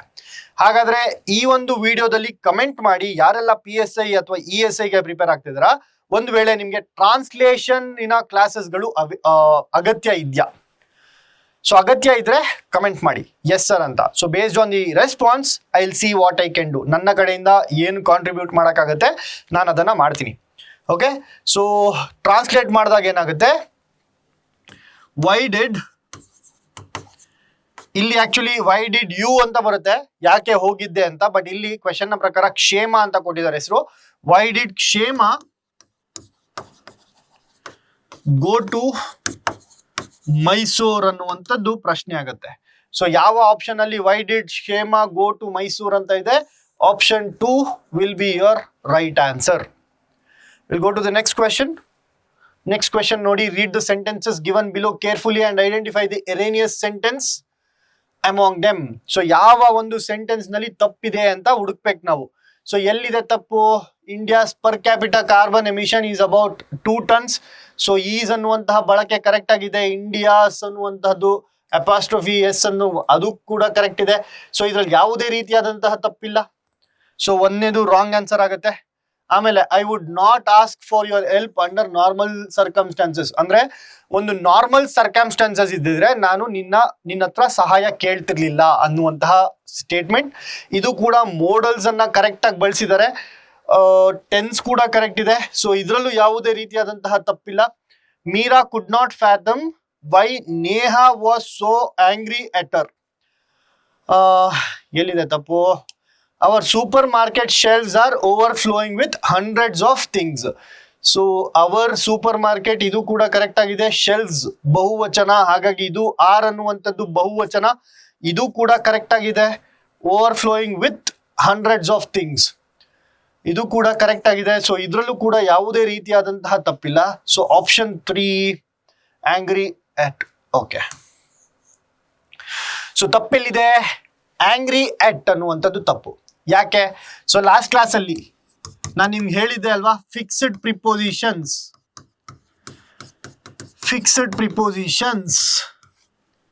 KEA ನಡೆಸಿದಂತಹ ವಿಲೇಜ್ ಅಕೌಂಟೆಂಟ್ ಅಲ್ಲಿ 2 ಕ್ವೆಶನ್ಸ್ಗಳು ಫಿಕ್ಸ್ಡ್ ಪ್ರಪೋರ್ಷನ್ ಮೇಲೆ ಬಂದಿತ್ತು. ಏನ್ ಸರ್ ಫಿಕ್ಸ್ಡ್ ಪ್ರಪೋರ್ಷನ್? ಆಂಗ್ರಿ ಅಂತ ಇದ್ರೆ ಅದರ ಜೊತೆಗೆ ಒಂದು ಪ್ರಿಪೋಸಿಷನ್ ಫಿಕ್ಸ್ ಆಗಿರುತ್ತೆ. ನಾವು ಯಾವಾಗ್ಲೂ ಆಂಗ್ರಿ ಅಟ್ ಅನ್ನಲ್ಲ, ಆಂಗ್ರಿ ವಿತ್ ಅಂತೀವಿ. ಆಂಗ್ರಿ ಜೊತೆಗೆ ಏನ್ ಬರಬೇಕು? ಆಂಗ್ರಿ ವಿತ್ ಬರಬೇಕು. I am angry with you ಅನ್ಬೇಕು, ಅಂದ್ರೆ ನನ್ಗೆ ನಿನ್ ಮೇಲೆ ಕೋಪ ಇದೆ ಅಂತ. ಆಂಗ್ರಿ ಅಟ್ ಅಂತ ಬರಲ್ಲ, ಆಂಗ್ರಿ ವಿತ್ ಅಂತ ಬರುತ್ತೆ. ಹಾಗಾಗಿ ಆಪ್ಷನ್ 3 ಅಲ್ಲಿ ತಪ್ಪಿದೆ. ಯಾವ ಪಾರ್ಟ್ ಆಫ್ ಸ್ಪೀಚು? ಪ್ರಿಪೋಸಿಷನ್ ಅಂತ ಒಂದು ಪಾರ್ಟ್ ಆಫ್ ಸ್ಪೀಚ್ ಅಲ್ಲಿ ತಪ್ಪಿದೆ. ಸೊ ಪ್ರಿಪೋಸಿಷನ್ ಅಲ್ಲಿ ಇನ್ನ ಸ್ಪೆಸಿಫಿಕ್ ಆಗಿ ಹೇಳ್ಬೇಕಂದ್ರೆ ಫಿಕ್ಸ್ಡ್ ಪ್ರಿಪೋಸಿಷನ್ ಅಲ್ಲಿ ತಪ್ಪಿದೆ. ಆಯ್ತಾ? ಸೊ ನಿಮ್ಮ ಹೋಮ್ವರ್ಕ್, ನಿಮ್ಮ ನೋಟ್ಸ್ ಅಲ್ಲಿ ಫಿಕ್ಸ್ಡ್ ಪ್ರಿಪೋಸಿಷನ್ಸ್ಗಳು ಅಟ್ಲೀಸ್ಟ್ 10 ಫಿಕ್ಸ್ಡ್ ಪ್ರಿಪೋಸಿಷನ್ಸ್ಗಳನ್ನ ನೋಟ್ ಮಾಡಿ ಇಟ್ಕೊಳ್ಳಿ. ಎಂತಹ ಫಿಕ್ಸ್ಡ್ ಪ್ರಿಪೋಸಿಷನ್? PYQ ಅಲ್ಲಿ ಬಂದಿರುವಂತಹ ಫಿಕ್ಸ್ಡ್ ಪ್ರಪೋಸಿಷನ್ಸ್. ಓಕೆ, ಮುಂದಿನ ಪ್ರಶ್ನೆ ಮಾಡೋಣ. So last 2 question for the day. I mean ಇಲ್ಲಿ 3 ಇದೆ ಅಲ್ಲ, 3 ಮಾಡ್ಬಿಡೋಣ. ಓಕೆ, ಸೊ ಒಂದು ಪ್ರಶ್ನೆ, change the following statement to reported speech. So reported speech direct speech ಇಂದ ಇಂಡೈರೆಕ್ಟ್ ಸ್ಪೀಚ್ಗೆ ಕನ್ವರ್ಟ್ ಮಾಡಿ ಅಂತ ಕೇಳ್ತಾ ಇದ್ದಾರೆ. ರಿಪೋರ್ಟೆಡ್ ಸ್ಪೀಚ್ ಅಂತ ಕರಿತೀವಿ ನಾವು. Rajesh as this professor. ನಾವ್ ಯಾವಾಗ್ಲೂ ಏನ್ ಮಾಡ್ತೀವಿ? ನಾವ್ ಯಾವಾಗ್ಲೂ ವರ್ಡ್ ಬೈ ವರ್ಡ್ ಹೋಗ್ತೀವಲ್ವಾ? Rajesh as this professor, Rajesh as this professor ಎಲ್ಲಾದ್ರಲ್ಲೂ ಒಂದೇ ತರ ಇದೆ. ಆಮೇಲೆ ಇವಾಗ ಲಿಂಕಿಂಗ್ ವರ್ಬ್ ಅನ್ನ ನಾವು ನೋಡ್ಬೇಕು. ಇಲ್ಲಿ ಲಿಂಕಿಂಗ್ ವರ್ಬ್ ಏನಿದೆ, ಕಾಮ ಮತ್ತೆ ಇದು ಕೊಟೇಶನ್ ಮಾರ್ಕ್ ಹೋಗುತ್ತೆ. ನೀಡ್ ಐ ಅನ್ನುವಂಥದ್ದು ಏನಾಗಿ ಬದಲಾಗುತ್ತೆ? ನೀಡ್ ಐ ಅನ್ನುವಂಥದ್ದು ವೆದರ್ ಈ ನೀಡೆಡ್ ಟು ಅಂತ ಬರುತ್ತೆ. ವೆದರ್. ಸೊ ಯಾಕೆ ವೆದರ್ ಬಂತು ಸರ್? ನಾನು ಮಾಡ್ಬೇಕಾ ಬೇಡವಾ ಅಂತ ಕೇಳ್ತಾ ಇರುವಂಥದ್ದು. So whether should I do it or not? ಅವಾಗ ನಾವು ಯಾವುದನ್ನ ಬಳಸ್ತೀವಿ? ವೆದರ್ ಅನ್ನುವಂಥದ್ದನ್ನ ಬಳಸ್ತೀವಿ. ಸೊ ವೆದರ್ ಎಲ್ಲಿದೆ? 2ರಲ್ಲಿದೆ. ಹಾಗಾಗಿ 2 ಆಪ್ಷನ್ಗಳು ತಪ್ಪು. ನೀಡ್ ಐ ಅನ್ನುವಂಥದ್ದು ಯಾವ ರೀತಿ ಚೇಂಜ್ ಆಗುತ್ತೆ? ಐ ಅನ್ನುವಂಥದ್ದು ವೆದರ್ ಈ ನೀಡೆಡ್ ಅಂತ ಬರುತ್ತೆ. ನೀಡ್ ಐ ಅನ್ನುವಂಥದ್ದು ವೆದರ್ ಹಿ ನೀಡೆಡ್ ಅಂತ ಬರುತ್ತೆ.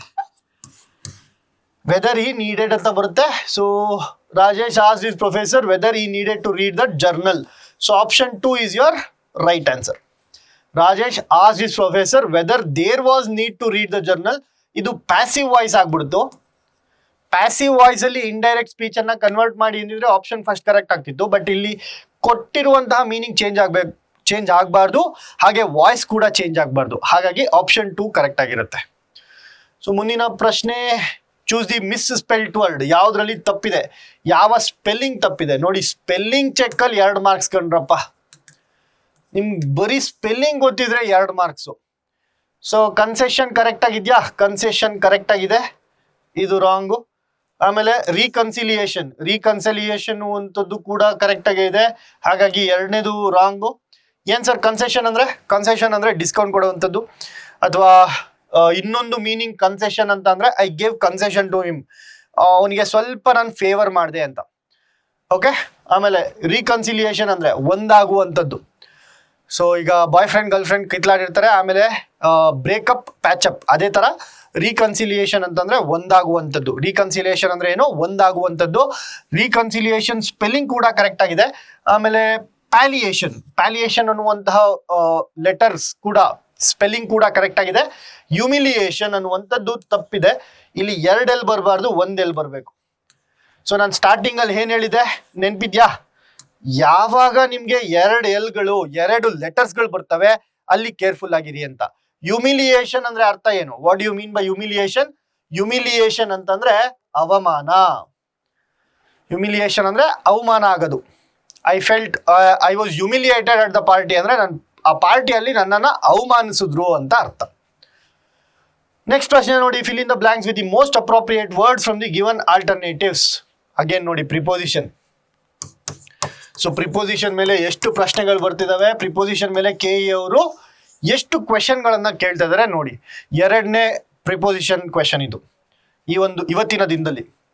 Fill in the blanks with the most appropriate words from the given alternatives after digressing dash the main subject. ಅರ್ಥ ಏನಪ್ಪ? ಆಫ್ಟರ್ ಡೈಗ್ರೆಸಿಂಗ್ ಅಂದ್ರೆ ವೊಕ್ಯಾಬ್ಯುಲರಿ ವರ್ಡ್. ಡೈಗ್ರೆಸ್ ಅಂದ್ರೆ ಏನು? ಡೈಗ್ರೆಸ್ ಅಂದ್ರೆ ಮೇನ್ ಟಾಪಿಕ್ ಅನ್ನ ಬಿಟ್ಟು ಹೋಗೋದು. ಸೊ ಮೇನ್ ಟಾಪಿಕ್ ಇಂದ ನಾನು ಪಕ್ಕಕ್ಕೆ ಸರಿಯುವಂಥದ್ದು. ಇಂದ ಅಂತ ಬಳಸಿದೆ, ಸೊ ಫ್ರಮ್ ಬರಬೇಕು. ಸೊ ಮೇನ್ ಸಬ್ಜೆಕ್ಟ್ ಇಂದ ಈಚೆ ಹೋದ್ಮೇಲೆ after digressing from the main subject for a while, ಸ್ವಲ್ಪ ಹೊತ್ತು ಮೇನ್ ಸಬ್ಜೆಕ್ಟ್ ಅನ್ನ ಬಿಟ್ಟು ಬೇರೆ ಮಾತುಗಳನ್ನ ಆಡಿದ ನಂತರ ಈ ರಿವರ್ಟೆಡ್ ಅವನ್ ವಾಪಸ್ ಬಂದ. ಎಲ್ಲಿಗೆ ಬಂದ? ಆ ಒಂದು ಟಾಪಿಕ್ಗೆ ಬಂದ. ಸೊ ಟಾಪಿಕ್ಗೆ ಅಂತ ಇದ್ದೀನಿ, ಹಾಗಾಗಿ ಟು ಬರುತ್ತೆ.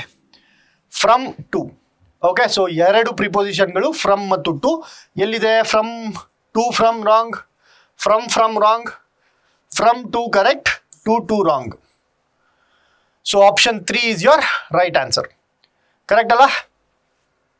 ಸೊ ಇಲ್ಲಿಗೆ 51 ಕ್ವೆಶನ್ ವರ್ಗೂ ನಾನು ಇವತ್ತು ಸಾಲ್ವ್ ಮಾಡಿದ್ದೀನಿ. ಸೊ ಮುಂದಿನ ಪ್ರಶ್ನೆಗಳನ್ನ ಇನ್ನೂ ಪ್ರಶ್ನೆಗಳಿದ್ದಾವೆ. So because the video is getting longer, ನಾನು ಈ ಒಂದು ವಿಡಿಯೋನ ಇಲ್ಲಿಗೆ ಸ್ಟಾಪ್ ಮಾಡ್ತೀನಿ. ಸೊ ನೆಕ್ಸ್ಟ್ ಕ್ಲಾಸಲ್ಲಿ ಸಿಗೋಣ. ನೆಕ್ಸ್ಟ್ ಕ್ಲಾಸಲ್ಲಿ ಇದನ್ನ ನಾವು ಕಂಟಿನ್ಯೂ ಮಾಡ್ಕೊಂಡು ಹೋಗೋಣ. ಅಗೇನ್ ಐ ಆಮ್ ರಿಪೀಟಿಂಗ್, ಈ ಒಂದು ಕ್ವೆಶನ್ ಪೇಪರ್ TBM 27426 ಇದನ್ನ ನೀವು ಗೂಗಲ್ ಮಾಡಿದ್ರೆ ಯಾವ ಕ್ವೆಶನ್ ಪೇಪರ್ ಅಂತ ಗೊತ್ತಾಗುತ್ತೆ. ಸೊ KE ನಡೆಸಿದಂತಹ group AB officers exam HK paper. So HK paper I think April 26 ಅನ್ಸುತ್ತೆ, ಏಪ್ರಿಲ್ 2026 ಅಲ್ಲಿ. ಇದೇ ಒಂದು 2-3 ಮಂತ್ಸ್ ಬ್ಯಾಕ್ ನಡೆಸಿದಂತಹ ಪೇಪರ್ ಇದು. ಸೊ ಇದನ್ನ ನಾವು ಸಾಲ್ವ್ ಮಾಡ್ತಾ ಇರೋದು. ಸೊ ಇನ್ನೊಂದು ಅನೌನ್ಸ್ಮೆಂಟ್, ನಾನು ಸ್ಟಾರ್ಟಿಂಗ್ ಅಲ್ಲೂ ಹೇಳಿದೆ, ಈ ಒಂದು ಕೋರ್ಸ್ 149 rupees ಕೋರ್ಸ್ಗೆ ನೀವೇನಾದ್ರೂ ಜಾಯಿನ್ ಆಗಬೇಕು ಅಂತಂದ್ರೆ you can contact the given numbers 8884818983 ಅಥವಾ 8197018701. ಸೊ ಇನ್ನೊಂದು ನಂಬರ್ ಇದೆ 9742 ಅಂತ, ಆ ನಂಬರ್ಗೂ ಬೇಕಾದ್ರೆ ನೀವು ಕಾಂಟ್ಯಾಕ್ಟ್ ಮಾಡ್ಬೋದು. ಸೊ ನೆಕ್ಸ್ಟ್ ಕ್ಲಾಸಲ್ಲಿ ಸಿಗೋಣ. ಅಲ್ಲಿವರೆಗೂ have a nice day and take care.